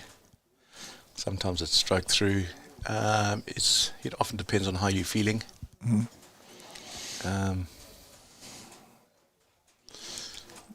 Yeah, it's that is quite a good question, because I should actually know what the answer is, but I don't. I mean, some people, go all out. Others try and guide it through. Yeah. Well, I do think Malcolm did the right thing, because it was in his hands. Yeah. But I think Khaled's got this one. He had a very good Worlds, didn't he? I think he got to the semi-finals and got beaten. Well, got thrashed by Blake. Okay. Okay. Game 7-6 to Egypt. 7-6. Yeah. And talking about croquet in South Africa, Reg, what's the player numbers and how's it going in South Africa? Yeah, so we had our sort of great days in the late 80s and 90s. In terms of playing AC down there, we had 7 or 8 -2 players, and those were the great years of Tom Barlow, David Cunningham, Dick LeMaitre, and all the players from South Africa will know those names. And then probably over the next 2 decades, several of them stopped playing. Some of them had passed away. Some had left the country. And AC, I think, has continued to decline in South Africa to such an extent we probably only have 6 or 7 people now who play AC. Right. But I suppose it's the story around the world. Golf croquet has stolen their lunch. We've probably got 300 or 400 members now. We've got about 5 or 6 really big active clubs, and they almost all exclusively now play GC. So it's of a reasonable standard. The problem is we don't have really top players there playing a lot of tournaments. It's not like England, where there's a really big circuit and a big season that lasts for sort of 5 or 6 months. Yeah. So there are only sort of 2 or 3 tournaments each year that are worth playing in. So it's always quite tough to get the standard up. In terms of my situation, I very rarely go out there to play croquet. So it's quite tough to pass on some of my skills. I'm certainly not going to say tactics, No. Graham. But yeah, I think South Africa's always going to struggle slightly in that respect. It's a long way away from all the action as well. Yeah. Yeah, it's a long way to travel up to England. So there's a sort of tyranny of distance. Yeah. And are the clubs the big clubs that you have over there, like a number of lawns, or you've got a small? Yeah, the Kelvin Club, which is a private members club in Cape Town. We've got about four or five lawns there, and that's probably the biggest club now. The club that I started playing at is Rondebosch, and they've still got their 3 courts.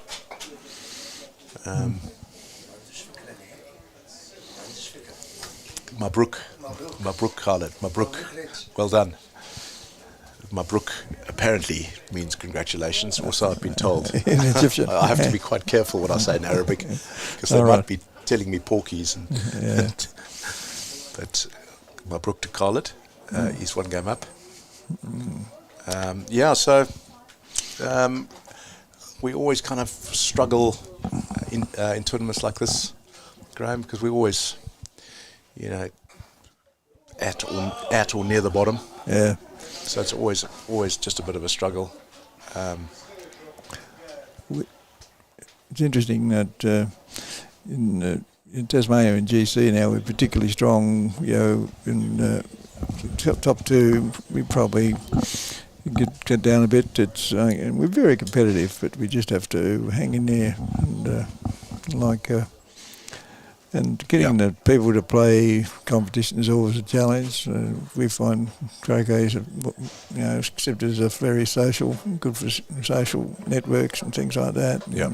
The age demographic is probably against us a bit in Tasmania. Yeah. It's, of course, I'm biased because I think it's such a great game, and it's such a pity that it's not played by so many more people. Personally, I think it'd be a great game to be played in schools, because there's probably a croquet club in every major town in the world, really. Certainly amongst the croquet playing countries. And I know that Greg Bryant and Chris Clark did quite a lot of work down in New Zealand to get the kids playing.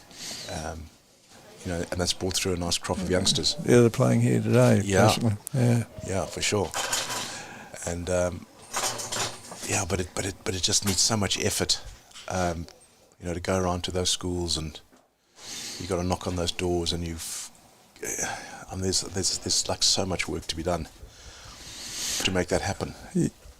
Sandy Bay has been with 2 or 3 private schools in Hobart have come down, and we've got a competition very soon. We'll have Farm School, which is an all-girls school in Hobart, coming down very soon, and we've tried to encourage them to keep playing. Kingston Croquet Club have also been reasonably successful as the Kingston High School, which is they're based on the Kingston High School grounds. Yeah. But getting the 12, 13, 14-year-olds to say commit to croquet is fairly difficult these days. They've got so many choices. Yeah. And then you've got to get your own members to have the time and energy to spend with them and coach them as well, which is an issue. So there we have. I think that's Greg, isn't it? Yeah. Greg Fletcher. He's probably the 4th ranked of their team. That said, I'm not taking anything away from Greg, but it's a very, very strong team. And he's playing Mido from Egypt. I think I saw the score there, 5-4. I think it's going to come down to the wire in this match. Oh, that's pretty poor.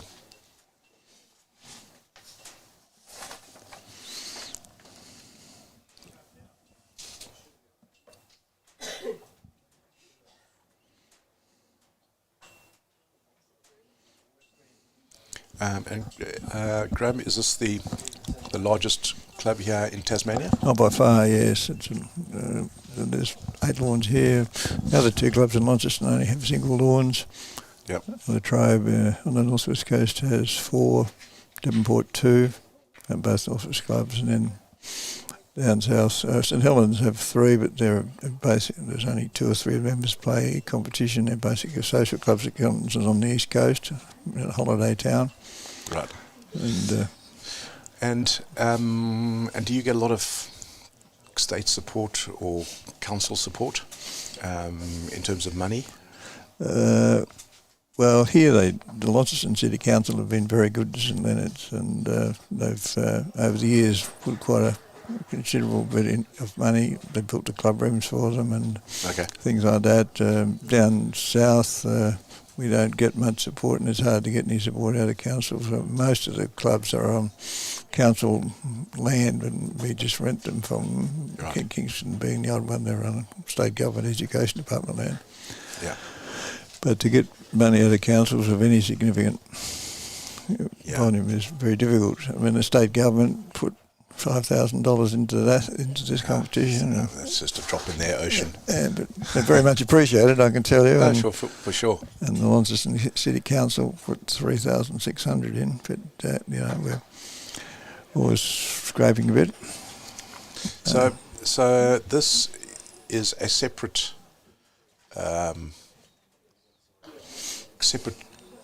club to the rest of the sports facilities around here, because I see that they're playing hockey here. There's a very beautiful running track here. There seem to be a whole bunch of sports here. So is this actually separate to it, or is it all just part of the same complex? All done by the Launceston City Council, but just a separate complex run separately by different people. There's 2 clubs based here, St Leonards and North Esk, and East Launceston and Royal also contribute to the running costs of this. And but generally it's just a separate identity. Launceston City Council are very good with sporting facilities. They've got a very well-renowned Australian Football League stadium, UTES Stadium, which they've put a fair bit of money into, and it's considered to be one of the best surfaces playing AFL in Australia. But Launceston City have always been very good with sporting facilities. In Hobart, we're currently out. I suppose it's getting away from Croquet. We have a major debate of whether we should build a roof stadium for AFL football. But it's another issue that's currently causing some controversy in Tasmania. There's a big cheer gone up somewhere, and I think there's a test match that's between so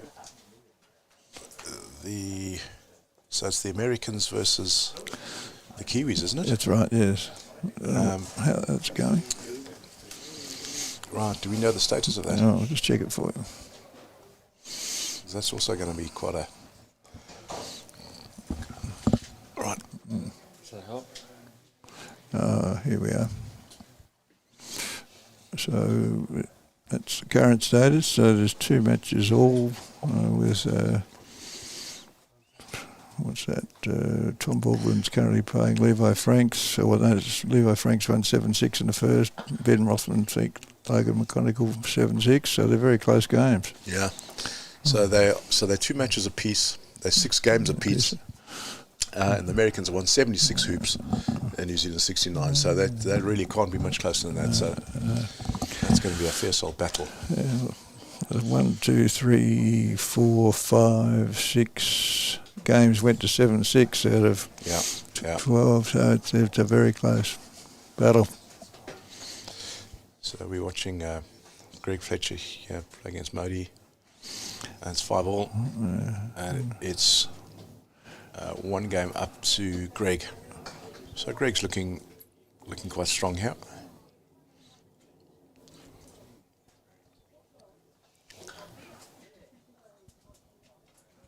And Greg just kid black away.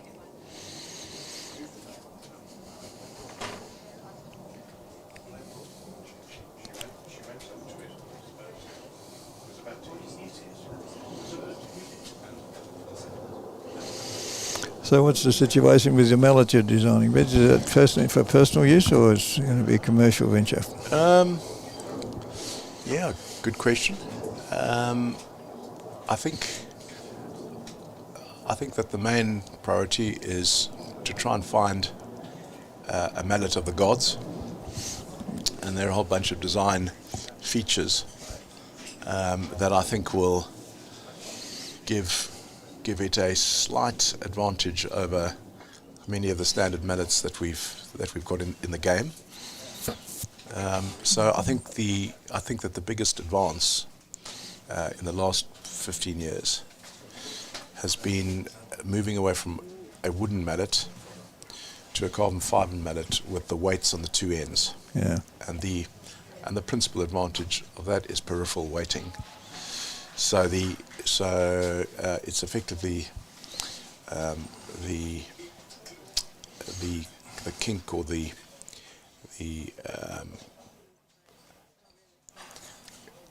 movement from side to side is lessened slightly if you have the weights on the two ends. And I think that's made a very, very big difference. Interesting enough, if you look at all the Egyptian players, they all play with typically quite a short headed mallet made of wood, and a very, very strong wood. And that is because they play with a very different ball. I mean, their balls are almost like marbles, so they're really, really hard. Okay. And any trimmer mallet or any of these, fancy pansy mallets go out there, they won't last very long. So that is the only way that you can play in Egypt if you're going to be playing with their balls. But what it means is when they come and play here, they play with our balls, and they're playing against us, and we have these beautiful peripheral weighted mallets. They are at a disadvantage. So I am trying to apply physics and all the things that will cause a mallet head to twist, and to think of all the physical reasons why that might happen. Obviously, one swing is the largest determinant, but I want to try and come up with a mallet, particularly the mallet head, where there's as much weight in the two ends as possible. What is quite interesting is where the ball strikes the face. Good shot. And if I look at my own mallet, and we've looked at other mallets too, but there's a sort of small point and small circle on the face of each mallet, which really is the point of impact. And it's actually quite far down the face and quite centered around the center, obviously. Yeah. So we are doing a lot of studies to see what the impact is of not hitting a ball in the center of the mallet face, and where the weight distribution in the face needs to be. Because if you think of a golf putter, they are now experimenting with putting the weights at the two ends of the putter face with very little weight in the middle. Okay. And that is not currently the practice of the current croquet mallet manufacturers. So we are experimenting with trying to put the weight on the two sides, and also as low as possible, because that seems to be the point of impact. It isn't actually on the middle of the face, it's actually right down at the bottom of the face. Right. So there's quite a lot of wasted area up at the top, and I think that is just a legacy because the face happens to be square. Yeah. But it doesn't have to be square.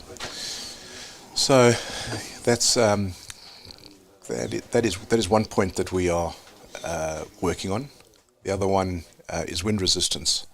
So we've tested all the mallets in wind tunnels, and I think that there are some improvements to be made, both from where the wind is coming from the side, and also the direct line of the swing. So if you think of a Formula One car, it's not a brick. They spend millions of pounds putting that thing through wind tunnel testing to find the optimal aerodynamics of it. And I think that one can explore those sort of things with a croquet mallet. Currently, we're kind of trapped in this legacy of it must be a long sort of cube, really, but it doesn't have to be. So that's really what we are. Good hoop.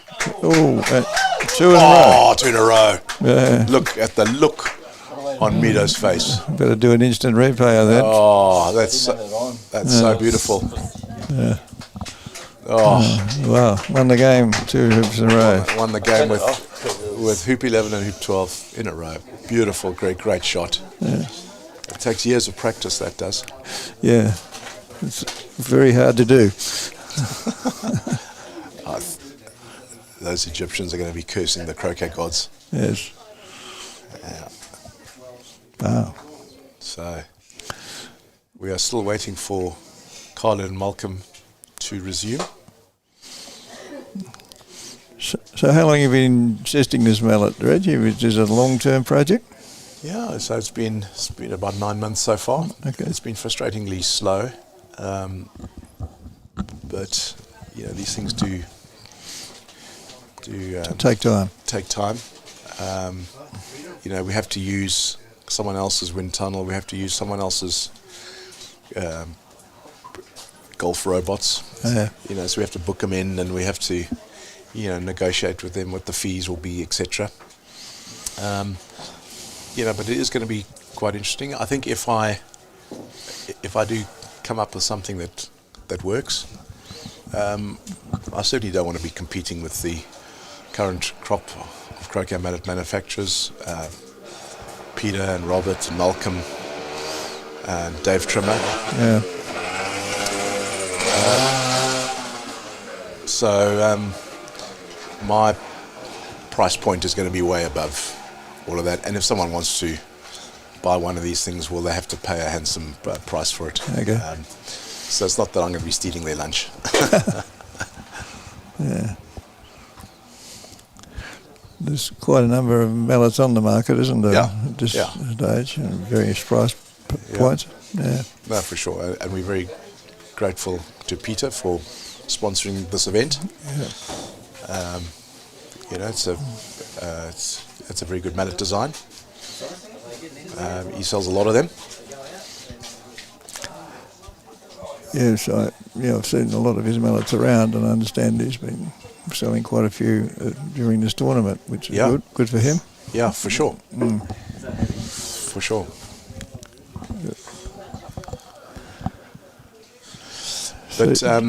But I'm only going to be selling it if I use it, and the challenge will be to change from my existing trimmer because I've played with this trimmer for about 14 years now, and every time I've changed mallet, it's always taken probably a season to get really used to it and to know how it feels and swings.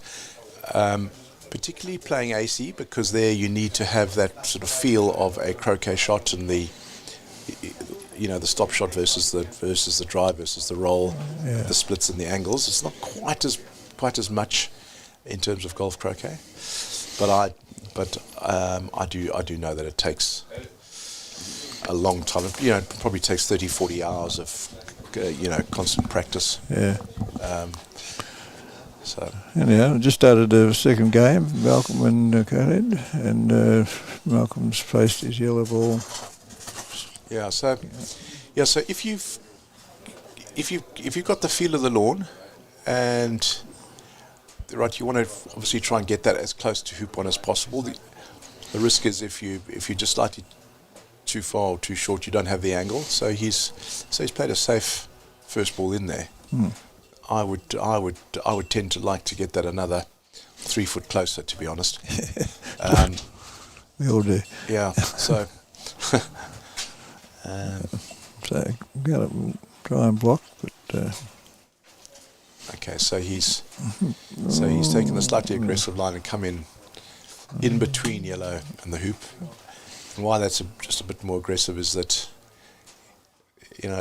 Malcolm's got a very easy stop shot there to send blue a long way away. So if he can put a good ball in now, I think I would be anticipating him coming to the right of blue. So maybe 4 or 5 feet in front, rather than yellow's angle. Because I think blue's going to go for a walk anyway, and he's able to leave yellow there. Okay, so that's a better line. I think that's a better line. There we go. Well done. So he may. Well, I obviously don't want to speak out of turn because Carter could hit this, but there is an opportunity to punt this all the way up to somewhere on that east boundary, and then possibly go up to hoop 2. Yeah.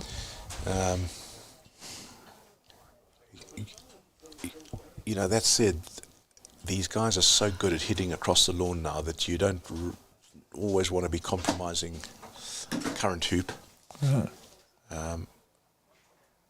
But that said, I think that it's a pretty straight shot there, so he's going to have to introduce some angle to it. So I think he's going to. Okay. So, Yeah. clearance, attempt, and miss. There you go. So, do you play the stop shot and rush blue up to near the third corner and leave yellow there, or do you say to Collard, well, good luck to you, and you move up to.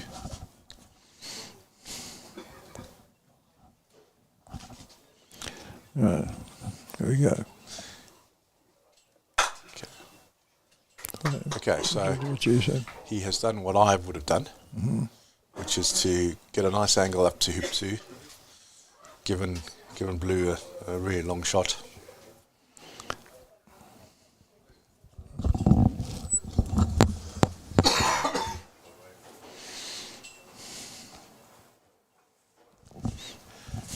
And tell me, what standard do you play at, Graham? Oh, I have played at state level for golf croquet for 4 or 5 years, Okay. training captain side.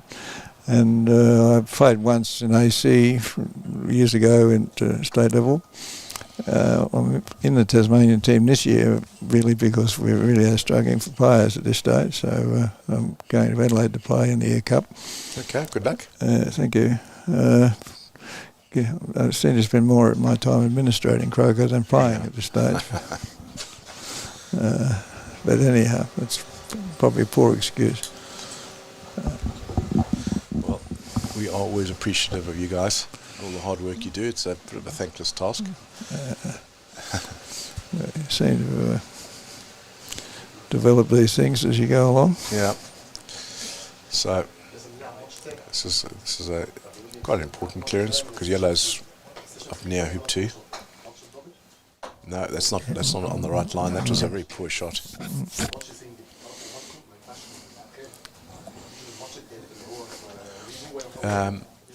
Carla's got an interesting persona on the court. He's certainly gives the impression he's quite sort of confident and struts his stuff. So he's always a good guy to beat. Yeah, good hoop. Yeah, so the clearance shot, the yellow one to blue, was quite good with getting the yellow ball up the line. Yeah. So it simply just makes the shots, so much shorter. And if black is really close and right in front, which it is, I think, and you now are able to clear it with your yellow ball, which you really wouldn't have been doing previously. So Yeah. if you can hit this at a reasonable pace, I don't think this is a full pace shot. Well, what on earth do I know?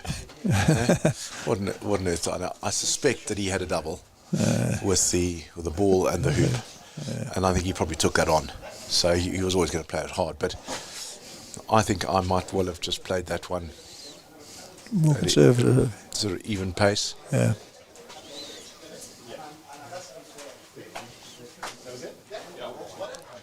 But that said, the one thing I have seen more of here is just pure out and out hitting, and that sort of medium pace clearances of sort of 7 or 8 yards that Fulford and myself are prone to do. It doesn't seem to be that in vogue at the moment. I mean, these are slightly faster courts, so you know you tend to get the full hits. On the slow lawns in England, you know, we do tend to you know, play the softer clearances that maybe send the front ball 10 yards, let's say, and you go sort of 3 or 4 yards. So we can see in the background William Loeb, who's obviously just missed a shot. It's a pretty crucial test match going on there. We are 3-1 up. Good. If I have a quick look around, someone's blocking my view. I can't quite see what the score is in Williams' game, but Williams playing Mark Stephen, who's no mug, and he's quite a nuggety player. There's the score on one of the screens now. It's 4-5, the score. But 4-5, so it's 5 to red and yellow. So, okay. So it's 5-4 to Mark Stevens. Yeah. And I think that Williams has played a superb shot. Thank you very much, videographer. Doing a great job there. Multi-skilled.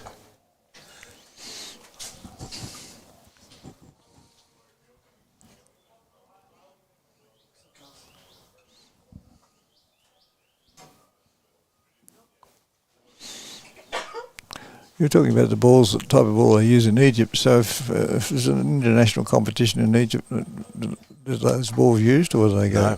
No. So, you know, they have to bring in a whole number of balls, which is quite tough for the Egyptian players because they have to get used to it. Yeah.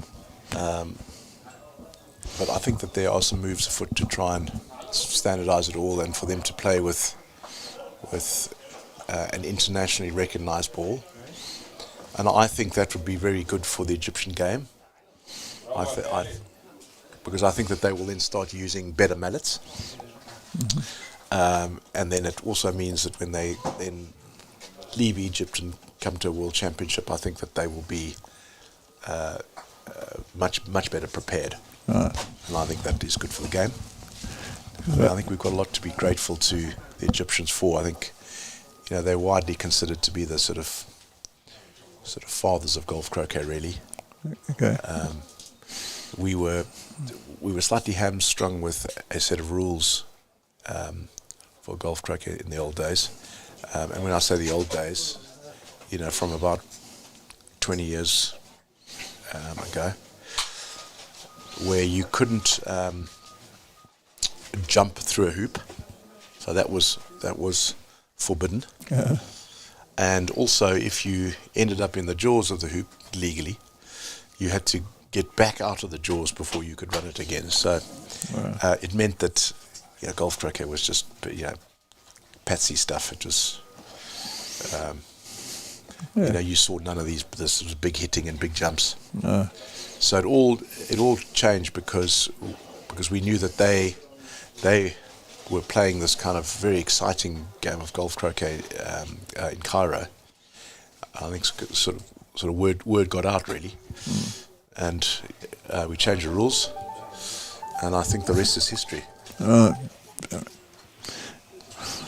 Yeah. Okay. How long ago was that? When I wasn't aware of those. The fact that you could jump through the hoop. I started playing golf croquet in about 2012. Must have been before then, wasn't it? Graham, you're a baby compared to me. I've been playing 50 years. Righto. So, you know, 20 years ago. No, I mean, maybe it's 25 years ago. Very, very few people played golf croquet because it was this really quite a pathetic game. You would very typically see 4 balls around a hoop, and it was kind of seen as a sort of a very boring, negative game. Yeah. But then we met these unbelievable Egyptians who hit the leather of the ball, and. So those 2 rule changes were very, very significant. So here we have a snuggle. Now, I'm a great snuggler. I'm a great snuggler. It's where you play a ball into another ball, or right next to it, either just in front of it, or just behind it. Just question there. What's Yep. what's the difference with the Egyptians? Why they? What kind of ball do they use? With the difference. So they play with a very hard ball. It's almost like a stone. So it's almost like a stone. It's a very, very hard sort of plastic resin ball. And if you take any standard croquet mallet over to Cairo and you go play there, chances are your mallet will break in some way. It's twice it's happened to me. I've gone there. I've taken my expensive, pitcock or expensive hobs, and after the first day's play, you get a crack in it, and then you cannot play with it because you just lose all your touch. Now I suspect that they've played with those balls. It's probably got something to do with the sun. Okay. Because it is desperately hot out there. So they don't crack from the heat of the sun. No, correct. So they don't warp and they don't Yep. crack and that. So it probably suited them. But from an international perspective, I think they are behind the 8 ball here, because Balls definitely take a pounding. yeah.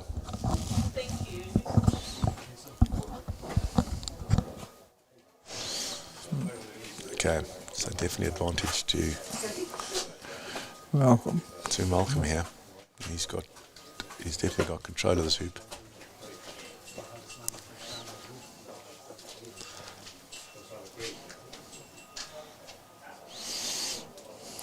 So I really like getting nice and tight in front of a hoop. It's obviously less relevant here because the clearances are going to go away from the hoop, but by putting a ball within 6-9 inches of the front of the hoop, quite a lot of those clearances smash you into the hoop itself, keep you in and around the hoop.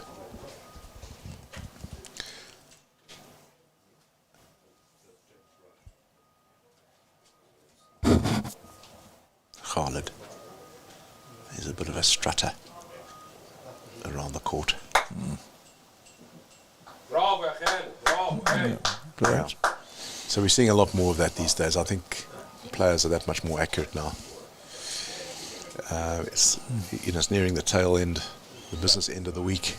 So these guys are starting to get their swings. All in place and get their iron. Yeah, for sure.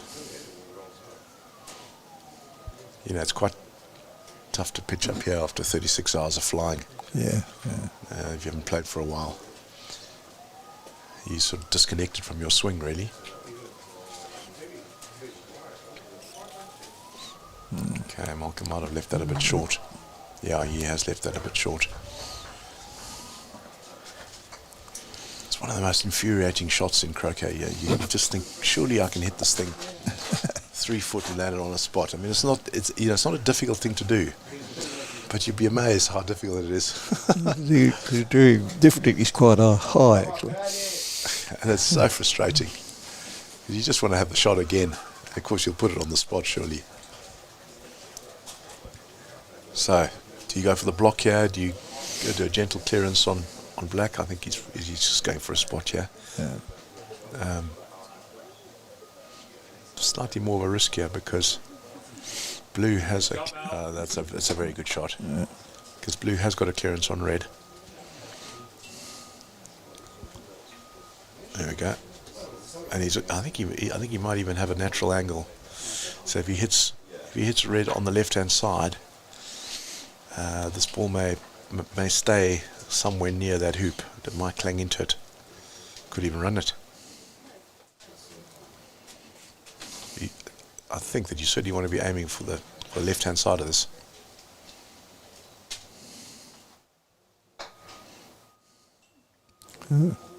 Well, that is not good. No.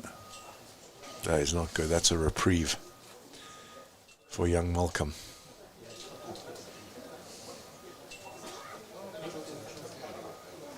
Well, he's not so young anymore, is he? No.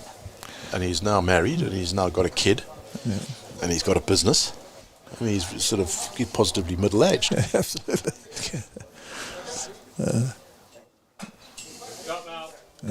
Yeah, good shot. So he's coming down to hoop 4. I can't quite see how far. No, okay, he's only gone halfway down the lawn. I think he's a bit disappointed with that finish. I think he would have liked to have been a lot further down. He's on the bad side of clearing, because you're always clearing towards this sort of shorter boundary. So, certainly if you watch the Egyptians, they would always prefer to be past the hoop than way short. Yeah. So that the clearances go back up the lawn. So even when you see them with a sort of 2 or 3 foot hoop, and you'd like to think that they would play some sort of controlled hoop down there, what you often find is they thrash at it and it goes all the way down to the boundary. And that is often because they are thinking their clearance, their 10-yard clearance will be up the lawn. It's a lot more powerful. Yep.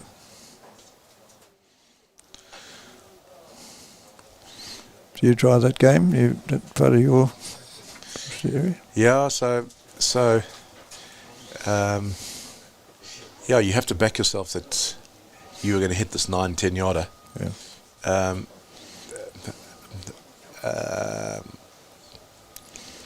I think it'd be quite interesting to actually get some stats on it. And someone needs to sit through 2 or 3 tournaments, or go through all the footage, and just see what the clearance rates are. But I suspect at this level, you're probably looking at about 80%, 85%. Right. And at the pace that they will hit that, those balls will go to the boundary, whether it's the north boundary, east or west. Yeah. And those are quite good odds. So to clear going down to a protected boundary, well, first of all, you have to hit it. But even if you hit it, you're not really sending Oppo too far away. Okay, so this is slightly longer. This is more like a...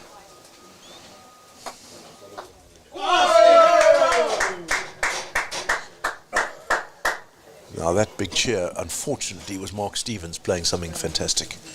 Drats. Yeah. Drats. So, do we know what the score is? It's 6-all, so there's a cracking game going on there. And he's just played a great clearance. But William's trying to wire green, and he's left it short. Yes, I'm sorry if I'm a bit distracted from this terribly important game that Malcolm's playing, but I've got a vested interest in watching William. Greg's going to go for the hoop. Reasonable angle. Yeah, tough hoop this. Tough hoop. So Malcolm, sorry, not Greg. Yeah, it's a tough hoop. The ground is not very hard. So these aren't brittle hoops. So there is a bit of give in them. Oh, sorry. Yeah.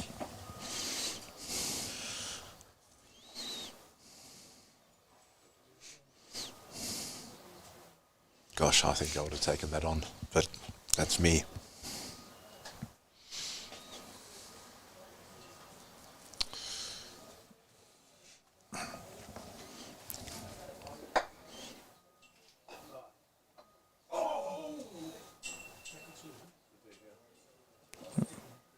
Okay, that's not a great position. The problem there is you're so hamstrung as to where you can then put red after this. You don't want to be putting your red ball there. No. So black actually could take position because there's not much that yellow can do because it can't take 2 balls out, it can take 1 ball out. And there's nothing red can do. You see, red's got himself into a spot of bother here.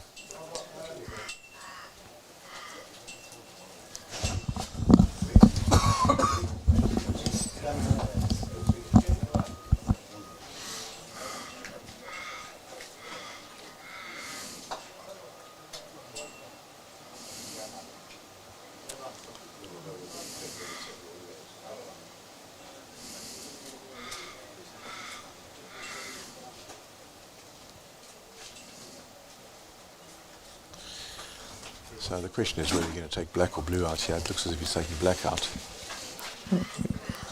Blue, I think he's lining up for blue. Blue now, yep. Okay.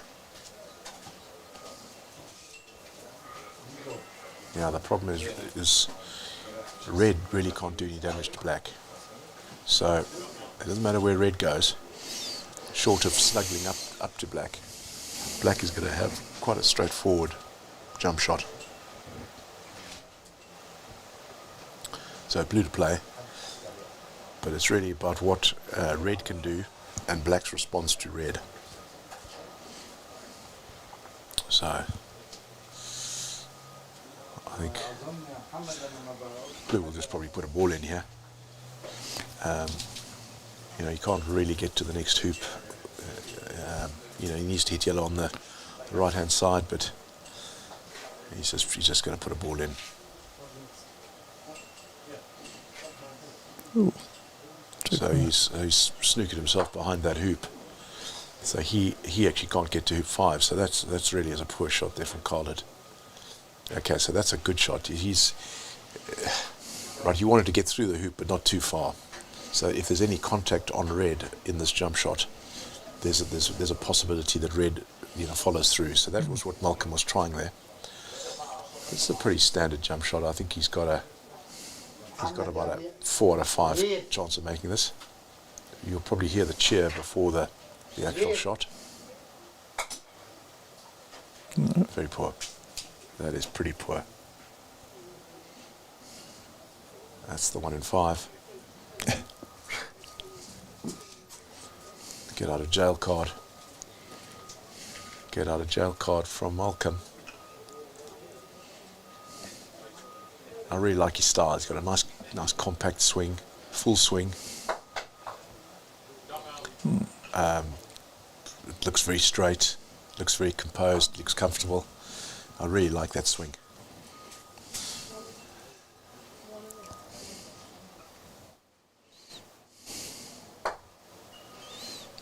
Yeah, it's good to see Malcolm playing so well.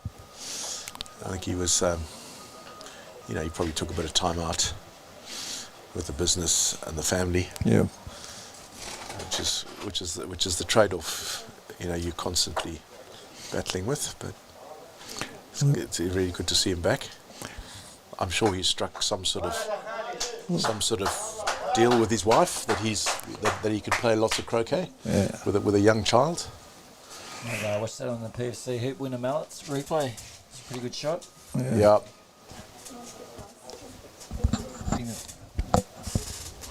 That was a beautiful shot. Yep.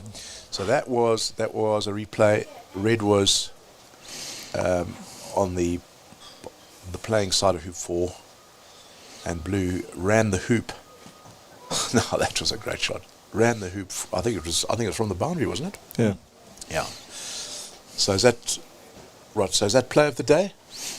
Do you think? Pretty good. No. No. No. No. No. Okay. So we have it on good authority. It wasn't the PFC play of the day. I think it's quite a good contender. Good shot. Yeah. I think maybe Greg's hoop 11 and hoop 12 might have been play of the day. Yeah. Eh? That's what. No. Not a concentration. Just through. Only just. Yeah. Only just. So 2 all. better check your South African game out and see who won. I think I'm gonna have to go and support at some point. Yeah.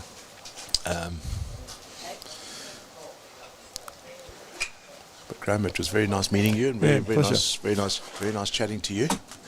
Well, thanks for coming to Tasmania. No, it's a great pleasure. We're having a great time out here. Lovely people, lovely climate. Very, very similar to Cape Town and South Africa. Lovely. Yeah. Lovely out here. Best time of the year in Tasmania, February, March, April. Lovely weather usually, and good for playing croquet. Might be fairly hot on Saturday, but unfortunately there's a bit of rain forecast for Sunday. And we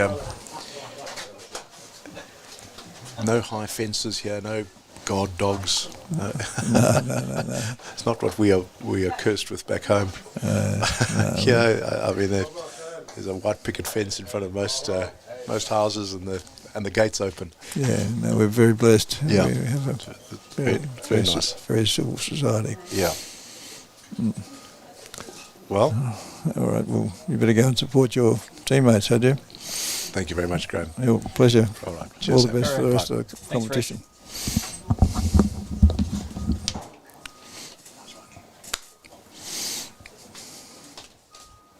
No, please.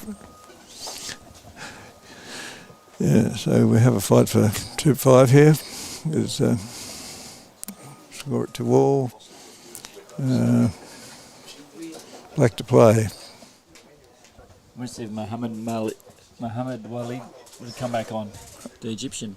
Oh, he right. was on doing commentary this morning. Oh, He was right. very good. Yeah, okay. He could do Arabic as well. I'll ask him.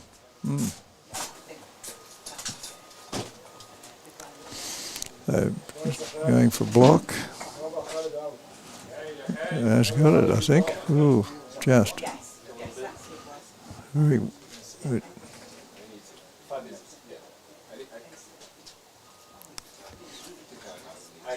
Oh, you can yell at me.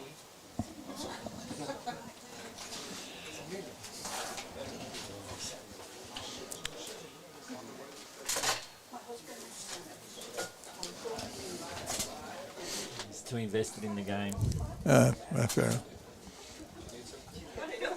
Yeah. See Marty what he's doing. Marty's good. So the referee's marking the ball, so it must be not touching.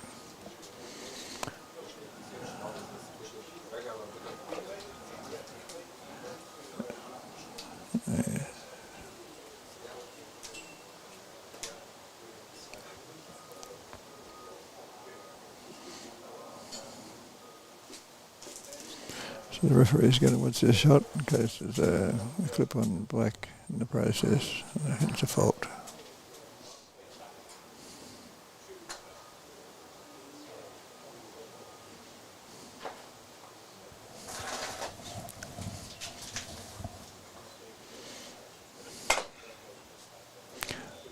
Whitney? No, hoop. Let's go.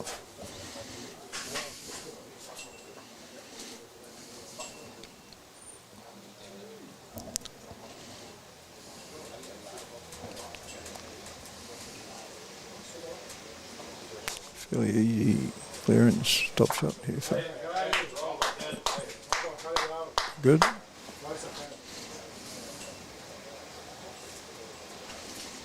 You see, got a fairly well control of hoop 5 at this stage.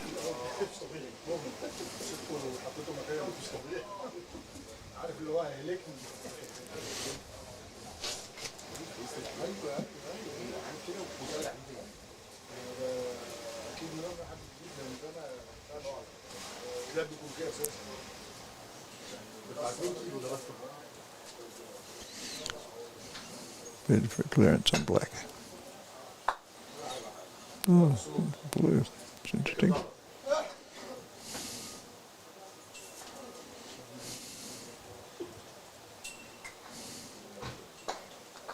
Bravo, amigo. Bravo.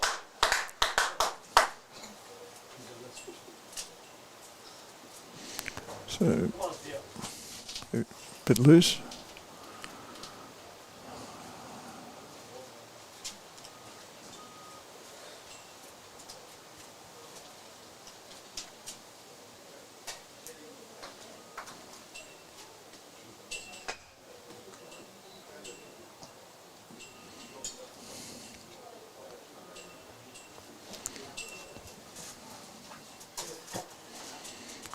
Shouldn't settle himself down. Going for the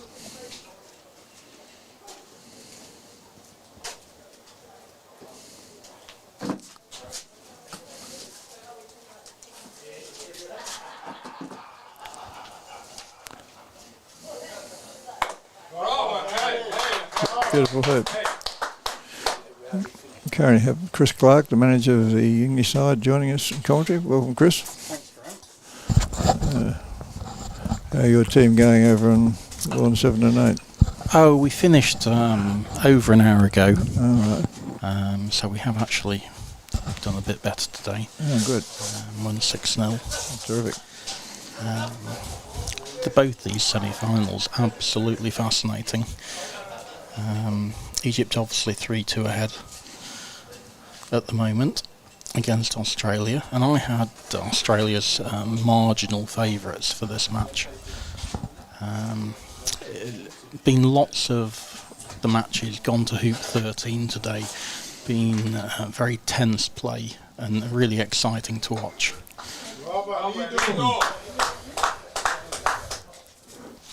Lawn's picking up speed today as well. You can just start to see some slightly brown patches. Yeah. And certainly when you get to the edges, Lawn's 1, Lawn 2, Lawn 7, there are some really fast patches. But most of the Lawn's still running around about 10.5, 11 seconds. But there's just a few 13, 14 second patches, not really near the hoops, but more near boundaries. Yeah, particularly on 8 as well, right along that corner 3. Yeah, Lawn 8 is the fastest bit.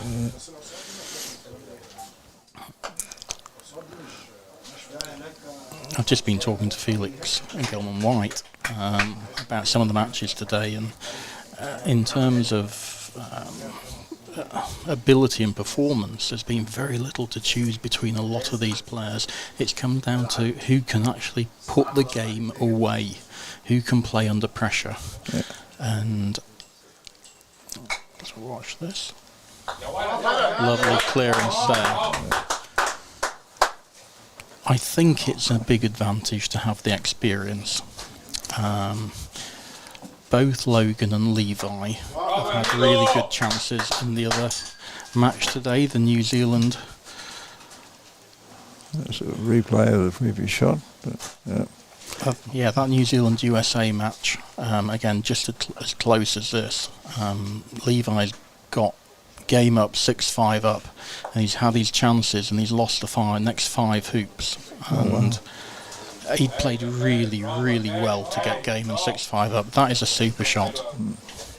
And one of the things I mentioned earlier in the week in commentary is the lawns do have hills on them, but they're quite predictable. And you can predict that ball's going to go right to left and curl around past the red and get the block. You've just got to play the touch right. Yeah. And the players are gradually getting the hang of it. And there's more hills now because the lawns are faster. Yeah. Well, these are originally hockey fields with a distinctive ridge down the middle between the 4 sets of 4, and you do pick it up. Yeah, I do like that in the lawn. I like a little bit of characteristic. It forces the players to actually, make some adjustment. And Malcolm's not quite given that enough. He can still jump over black and run the hoop, so I still expect blue to power clear the red away. But I don't want to give Malcolm this jump shot. Yeah. I think you've got a couple of messages on the screen there for you. Yeah.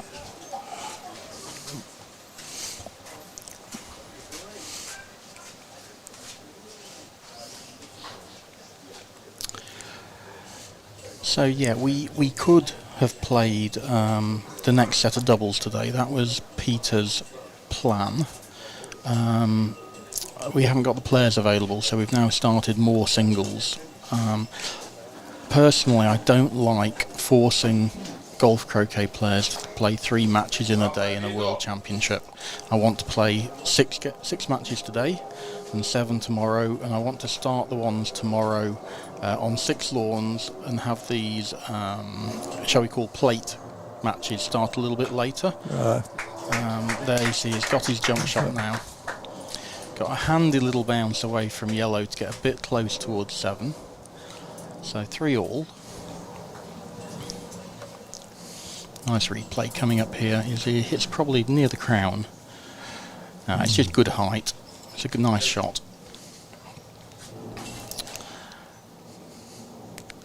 Nice scoring for your team up in Lawn 8 this morning, and they were playing very well. Yeah, lots of people watch golf croquet players and they see, they think they're playing really well. What we've seen this tournament is how good players are, and there's been a clear gap between the first 4 teams, Australia, New Zealand, Egypt and America, and they've been clearly better than the England team. And then England have been clearly better than the next 3 teams. And actually working out how good a team is much more difficult at golf croquet than association. At association you can say how many triple peels are you doing, how many 5th turn, 6th turn finishes are you doing. To find out how good these players are, they generally need to play each other. And we've seen consistently good performances from all the top 4 teams. So Malcolm's taking on a very aggressive jump shot here. He's 2 balls down. I would probably try and extend the hoop. And he's got the near wire there. It would have looked like it might have gone through from where Carla was watching, but it hasn't.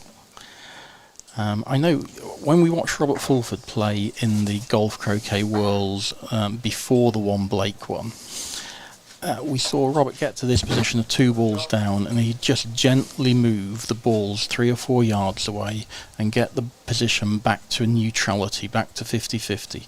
And there's no need to go for that level of aggressive shot as early. You can just hit a load of 4, 5, 6 yarders, gently move the balls away and rebuild the hoop. And most of the players here are being more aggressive than I would tend to be. The Australian team are particularly aggressive. The Egyptians less so. They will try and manoeuvre an improved position, particularly at the odd numbered hoops, where they'll be trying to actually get a bit more control. Having said that, Khaled isn't a man for running it with control. He'll smash it off the boundary. 3-all. I think it was right.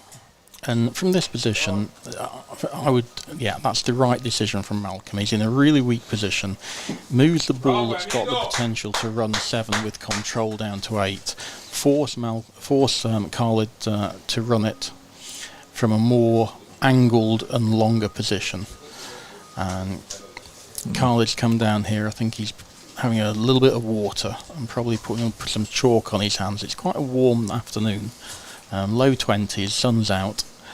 And we've seen a few times Khaled's got a really good position and he's got a straightforward hoop and he's just clubbed it into the wire. We had hoop 13 in the last game. He just clubbed it into the wire.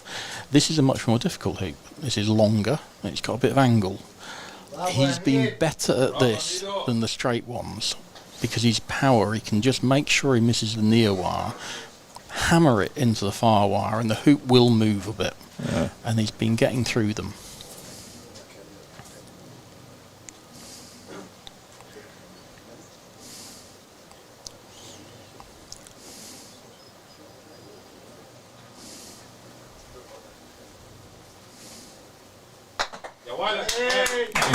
Good hoop shot. Has that quite common Egyptian technique of approaching with his Irish grip at the top, putting his mallet down, a few casts, and then puts it down and moves his hands 4 or 5 inches down the mallet. Don't like it, but it's quite a common Egyptian technique. I'd much rather have my hands and my shoulders and my feet where I'm actually going to play the shot from beforehand. Is there any particular theory behind doing that? I honestly don't know why they do that. But many of their players do, so it's clearly something that's coached. I know one of the Spaniards, one of the Alvarez Sala brothers, I think it was Manuel actually, had a go at copying that technique, and he went from about world number 25 to world number 70 in about a month. Okay. And he's gone back to his normal, more sort of Bamfordic, rigid standard grip, which many of the Spaniards use, and it's a solid technique. That shot from Malcolm, a little bit more difficult than it looks. It's downhill from that side, so he's done well. You want to be either dead straight in front or a little bit on the short boundary side. That's a good red he's put in. But he's game down, 4-3 down.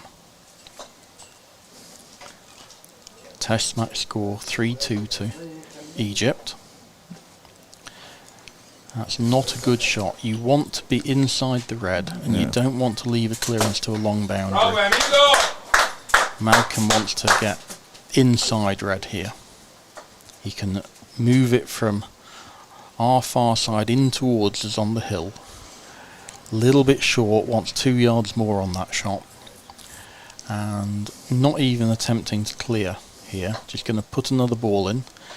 And what's one of the advantages of being 4-3 up, you can actually force your opponent into more difficult lines of play. And that's got some rounds of applause, so I think we'll find red just stuns black away. And the advantage that red and yellow had of playing first to the hoop, partially gone. Oh, he's moved yellow into a worse running position as well. So again, Khalid here, we just play another ball in, try and get even close to the hoop this time and build that position. Have you seen any particularly exciting shots while you've been watching today, Graham? Greg Fletcher made 11, 12 in one shot. That was pretty good. I saw that as well. I remember Stephen Mulliner telling me one day, we said, well, there's quite a lot of luck in golf croquet, people say. And Stephen said, well, I've never played a game of golf croquet where I haven't had a chance to come back after bad luck. And certainly Greg's opponent had no chance then. I think that was the shot of the day. I saw Edmund play a fantastic jump shot over hoop 10 to hit a ball in position in front of 13. Oh. That was a pretty good shot as well. Yeah.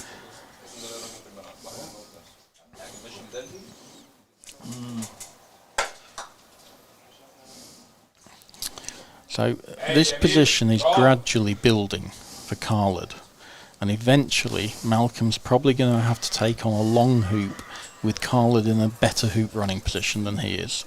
And that's what Khalid's going to try and force, really. Yeah.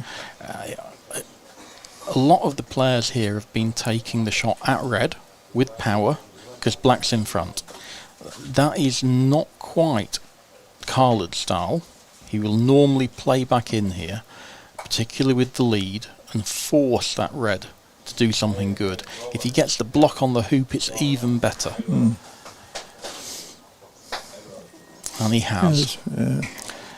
And yeah, if he keeps getting Malcolm to take 4-yard jump shots on, he'll probably win this match.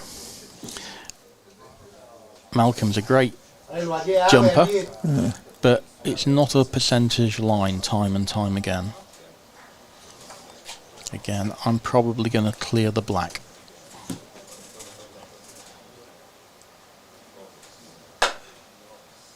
No. Yeah.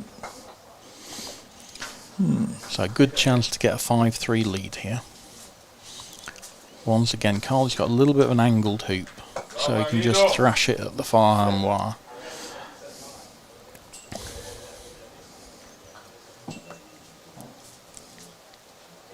Hoops have held up really well this tournament.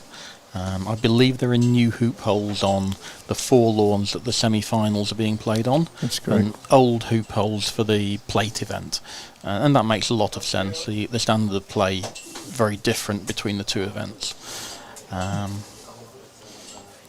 Yeah. That's a big job Friday night. But yeah, the referee's done a great job. They're using sphagnum moss to firm the hoops up and keep them in good firm conditions. But you can still move them with power. The ground's fairly soft still.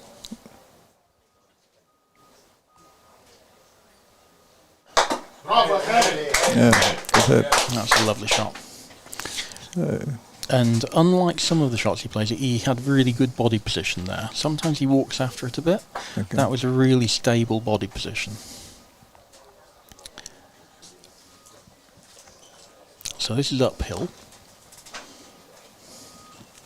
They're probably as fast as they've been at any stage at the moment now. It would be, yes. Mm.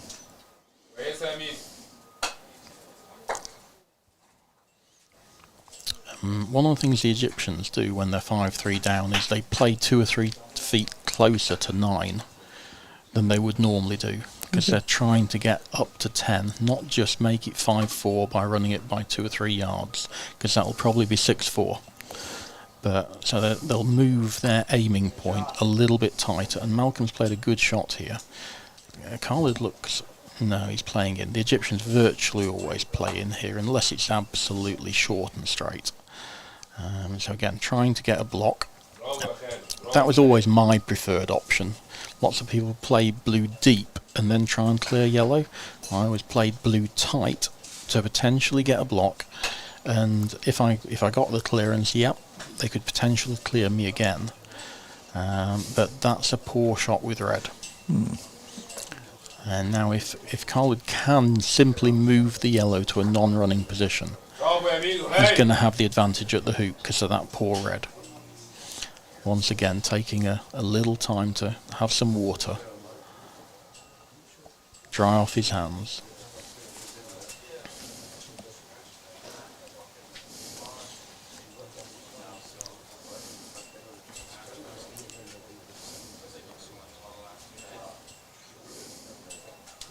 What's Caleb's ranking in the world? Do you know? Sorry? What's Caleb's world ranking? He's highly ranked. I'd be guessing. I'd say about probably 14 or so. Okay. Semi-finalist in the recent World Championship, so likely to be 12, 10, 14, that sort of area. Yeah. An experienced player.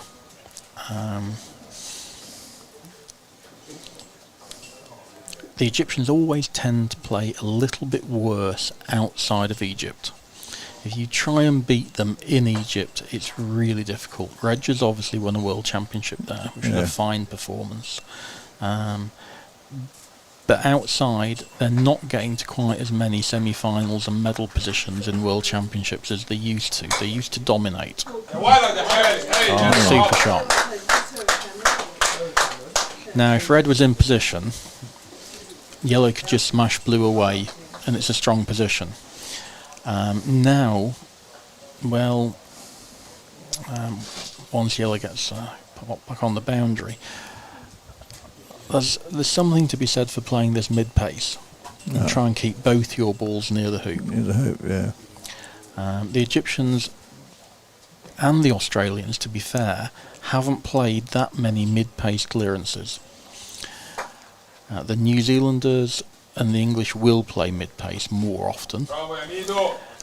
It's a little bit more difficult swapping from always hitting hard to that medium. So lots of players prefer to play more at one pace. But if you can hit this medium pace, as long as blue moves 4 yards or 3 yards or into non-hoop running position and yellow stays in 3 or 4 yard position, you're fine. If you smash it, well, they can both go off boundaries, and yellow's not quite as useful. So I'd be just stroking this quite gently.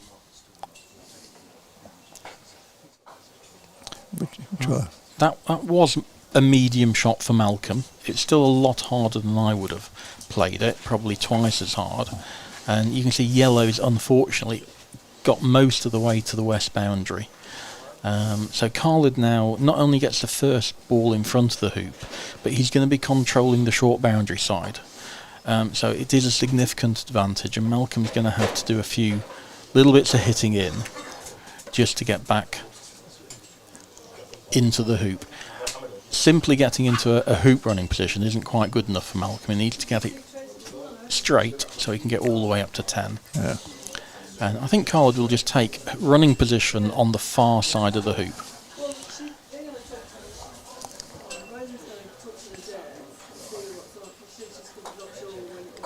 And Malcolm will be forced to clear it. He wants to... No, that's a bad shot. So he probably wants that to run another 3 feet. Okay. Malcolm's got a choice now. The standard play at this level is to make sure both balls go off the boundary. So he'll hit blue on the right hand side, moving his ball towards the corner area and moving Khalid north on the boundary. If you leave your ball in play by hitting it in the middle, it becomes a target for blue. So he hasn't got off the boundary, but it's okay because blue can't clear it very far. Yeah. And now it becomes a positional battle again. Can black play in? Can yellow, which is much further away, also play in? The standard plays for both black and yellow to play in, and then assuming yellow's in front, blue will power clear it. And they can afford to power clear it then, because they're the first ball that's going to be coming back. Yeah.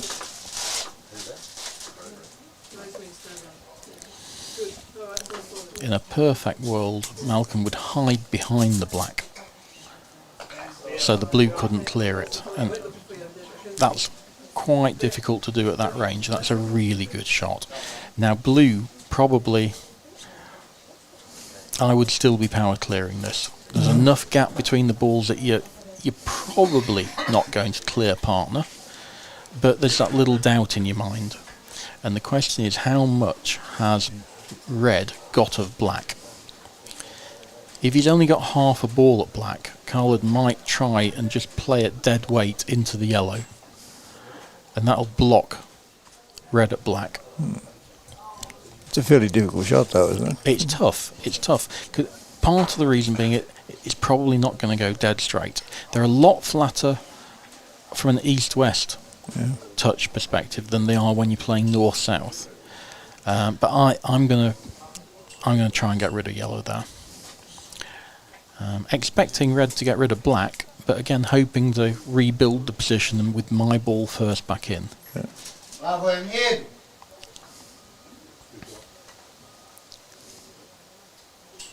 And this is his shooting stance. He's clearly going to get rid of yellow with power.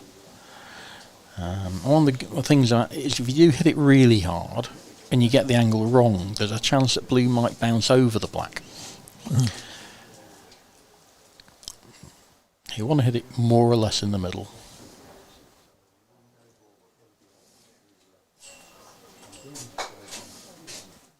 Ooh.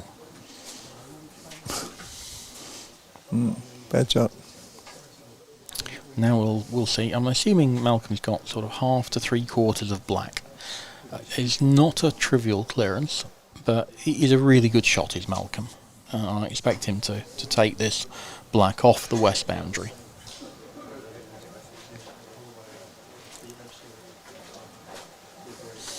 I'm not quite sure what the delay is. There was some motioning. I'm not sure Khalid was what he was motioning about. We can see now that red's got all of black. Probably can hit it. Well, 95% of it. Might be technically wired, but he's got a really nice target.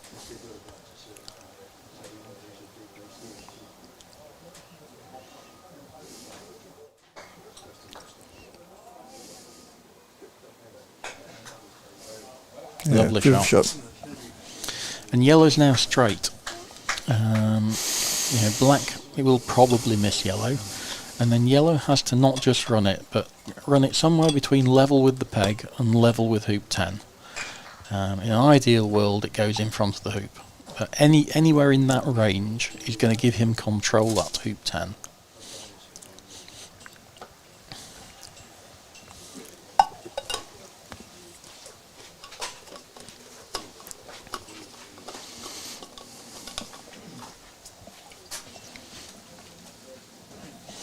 South Africa v Ireland plate match going on in the background. I think last time I looked, South Africa were 3-1 ahead. Yeah, Reg has just gone over to support his teammates. Yeah. Quite a competitive test. South Africa drew with Spain 3-3 yesterday, so it's all very tight in the relegation battle. Fortunately, England have got 2 wins, so we're out of the 7th and 8th now. That's missed by a way. So can Malcolm get the touch and manage to run it without much wire?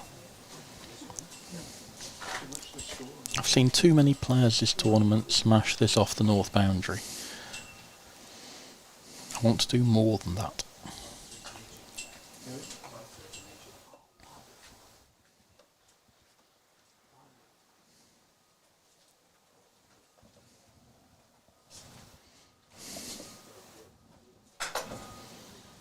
Ooh. Right hand wire. It's bounced back to not a dreadful position, but that was a good chance gone. Begging. Still marginal favourites, red and yellow. If Khalid can manage to hide the blue behind the yellow, so red can't hit it, he will go into the favourites position for the hoop. Tough shot, but that's what he's going to be aiming for. Probably 2 feet past the yellow and hide it from the red.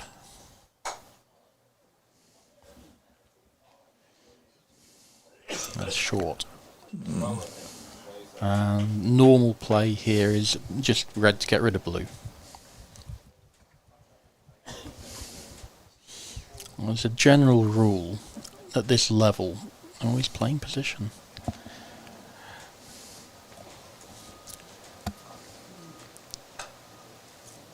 It's interesting. One of the things that may be going through Malcolm's mind is, I'm 5-3 down. If black does miss yellow, this is a very easy snuggle. So yellow could nudge into blue. Yeah. Blue can't get anywhere north. It can't clear red. It can't run the hoop. And equally importantly, it can't get towards hoop 10. And yellow would be left with a short, straight hoop to get up to 10. But he's sort of gambling that black's going to miss this. I think I'd have probably fancied power clearing.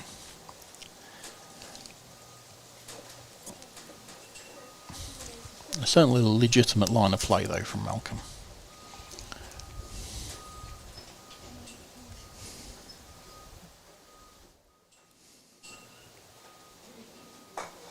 Bravo, Hen, bravo. Yeah, good clearance. Good shot. And based on the fact that yellow's coming in from the north here, I think we'll see him shoot at blue. Right. If he misses, he's still sort of in front of the hoop. But blue, I think, will take the hoop on.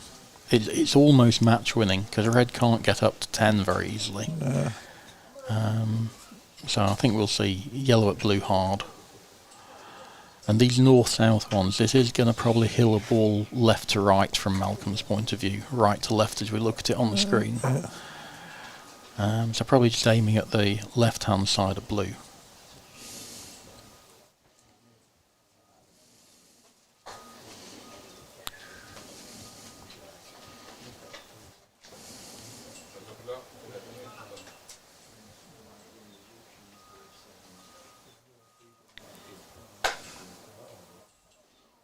No, I missed by a couple of balls. So you'd go for the hoop? Go for the hoop. It's a tough hoop, don't get me wrong, but this is very close to match winning if you run it.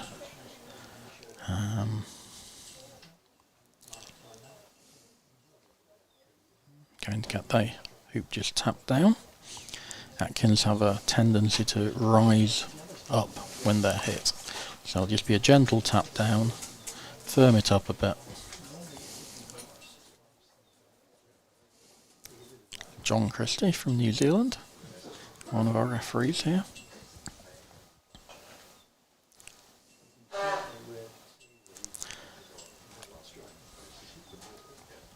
And I think we'll see a big hit. Bravo Right. if he runs this from the fellow team members inside.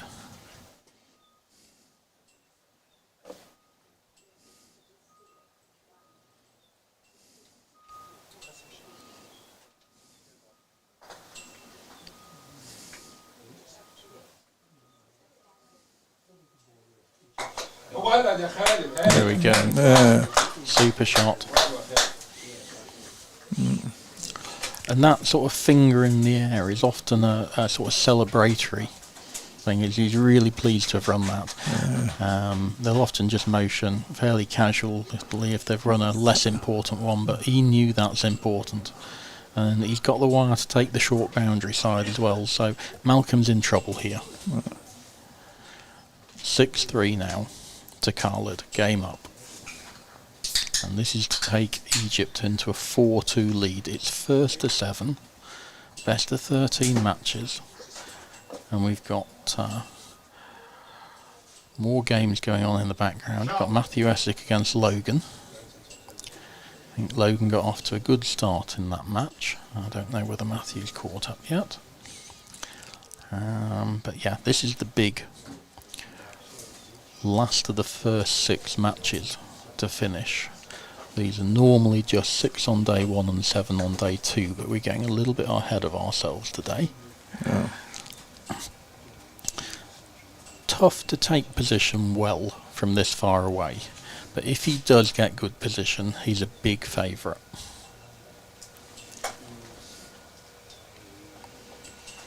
This is uphill. If it keeps rolling, it's good. From that distance, that's a good shot. Yeah. Has Malcolm managed to get red wired from blue in the corner? That's the other question. It's tough to see from here.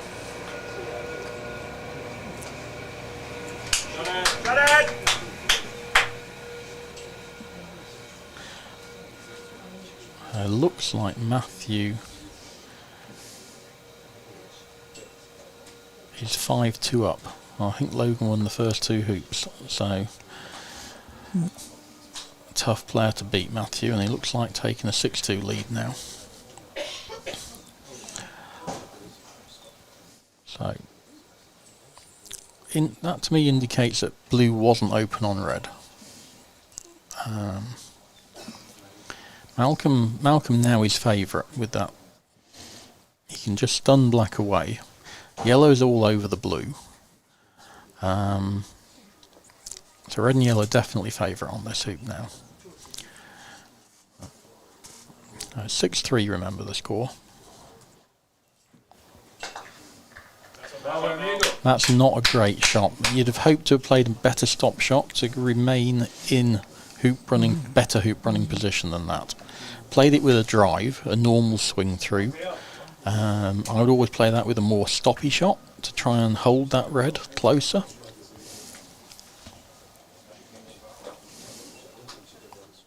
The back ball control is really important. It's not just all about clearing, it's about can you clear it and can you keep control of the striker's ball. Yeah.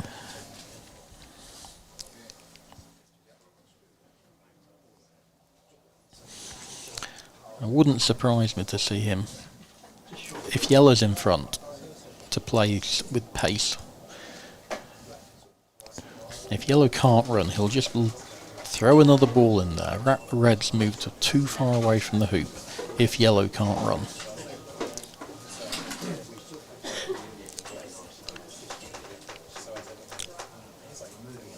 This looks like more of a shooting sort of preparation to me.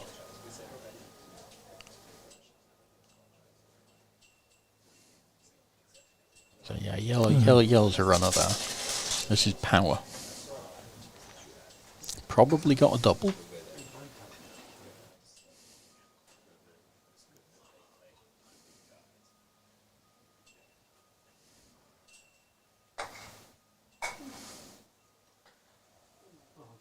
Hates it.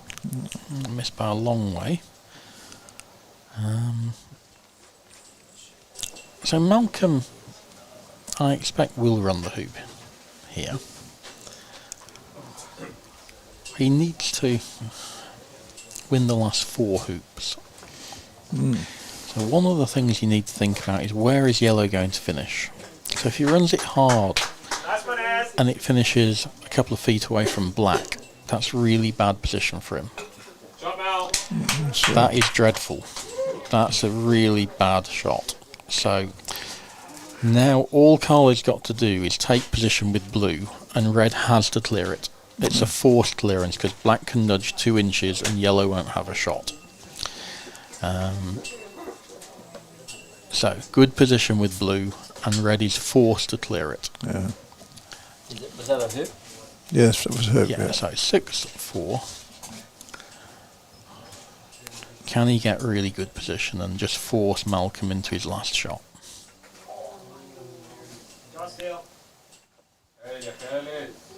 It's gone. That's a bad shot. It's a non-runner. So Malcolm now can play deeper, probably 4 yards deep. And black won't snuggle yellow anymore because he hasn't got hoop position. Black will play back into the hoop. So really wasted opportunity. I'm surprised he's gone that close. Yeah, that's And he may even have blocked his partner's shot at the blue ball. At the red ball. No, the blue ball. So yeah, that very bad blue followed by a bad red. Can Khalid get this? It's downhill, so it isn't easy, but that's much better. That's where the first ball should have gone. And if I'm Malcolm, I'm going to clear the black. And you're still in a really weak position. Blue's got a stun away on the red to hold for position.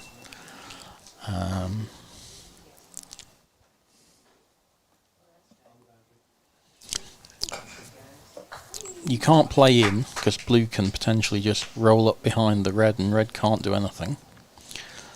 So I think yellow has to hit black.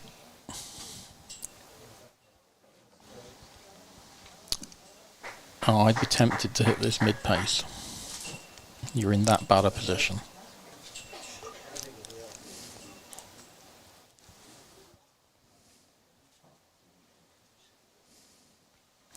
Nice technique. He comes up to it really straight. Everything looks really good from behind. Solomon grip. His cleared partner. And that sort of a big sigh of relief from Khalid. Because he knows now instead of having to run a 3 or 4 yard hoop to win, he'll probably end up with a 2-foot hoop to win. And it's so much easier. So I'll be nudging balls in front of the hoop here. How did your players find the hoops? Okay, no problems with the hoops? We're really pleased with the hoops. I mean, the hoops have been much firmer in the ground than we anticipated from the practice session. Yeah. The lawns have firmed up as the sun has been allowed to come through, and they haven't been watered. So we're really pleased. It's been a very fair set of hoops. One ball all week has jammed, and that was up in that rocky corner 3 area. Yeah, I see it when it happened. Yeah.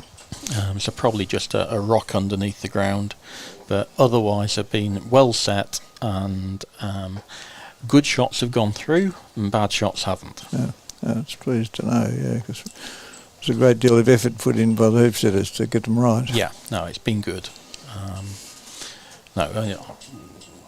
England's poor performance has nothing to do with anything to do with the hoops. So, no, very pleased with the playing conditions.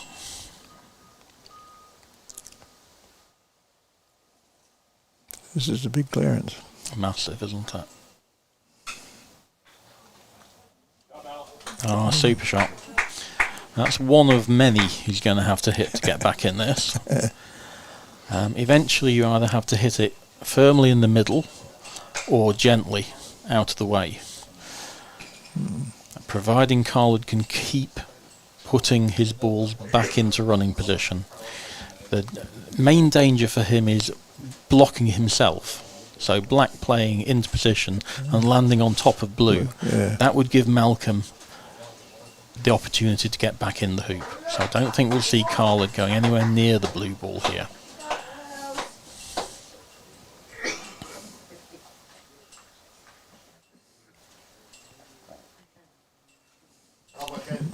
Yeah, that's okay.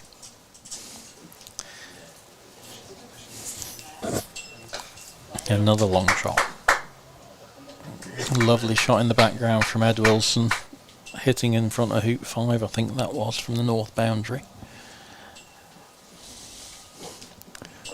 Ed's been playing very well this competition, I think, from what I've seen. And had the advantage of playing a fortnight ago here in your top invitation and won 14 out of 14. Yeah. So it's got to be a big mental boost as well as having the knowledge of the lawns. Yeah. Bruce Fleming in our picture. Liz is referee of the tournament.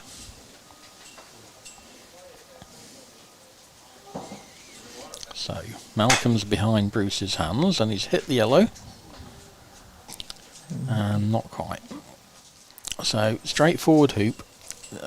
He failed hoop 13 from basically here. He just clubbed it into the right hand wire. Yeah. So let's not give him the match yet. He's gone for another little drink of water. It looks more like, yeah, Ed's playing hoop 12, not hoop 5, and he's 6-5 ahead, but down at hoop 12, and he's missed that one, so that's probably going to be another game going to hoop 13. Been very competitive today.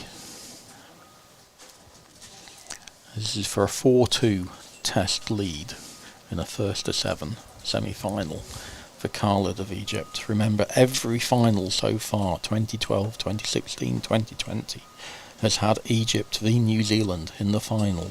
Okay. Can Australia and America break that trend? America have a lead against New Zealand. I think it's 3-2 at the moment to America. And this is for 4-2 now. Can Egypt take that 2-point buffer?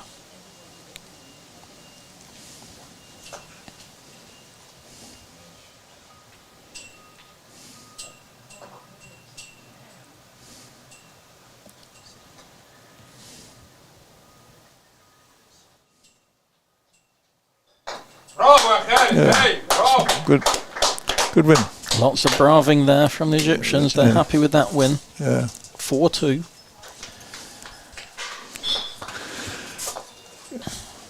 Well, thank you very much. That was lovely listening to you. You're very good at explaining that for everybody. That was fantastic. Great. Okay. Thanks very much, Graham. Thank you, Chris. I'll see you again tomorrow. Yeah, we'll be around tomorrow, for sure. Well, everyone, that'll wrap up day 4. Live from Northern Tasmania Croquet Centre in St Leonards of the World Croquet Federation PFC Mallets Golf Croquet. Well done to Khalid Kamil getting up in that game, 2-0, and we'll be back tomorrow morning from 8 a.m. to do day 5 of the semi-finals. And hope you all enjoyed today's coverage as much as I enjoyed bringing it to you. Until tomorrow, ta-da, bye-bye for now. Hooroo.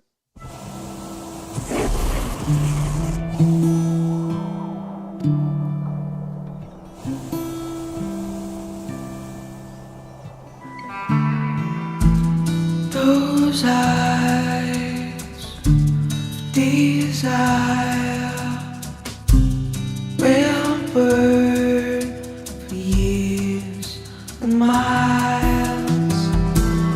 Can't change what's done. Well,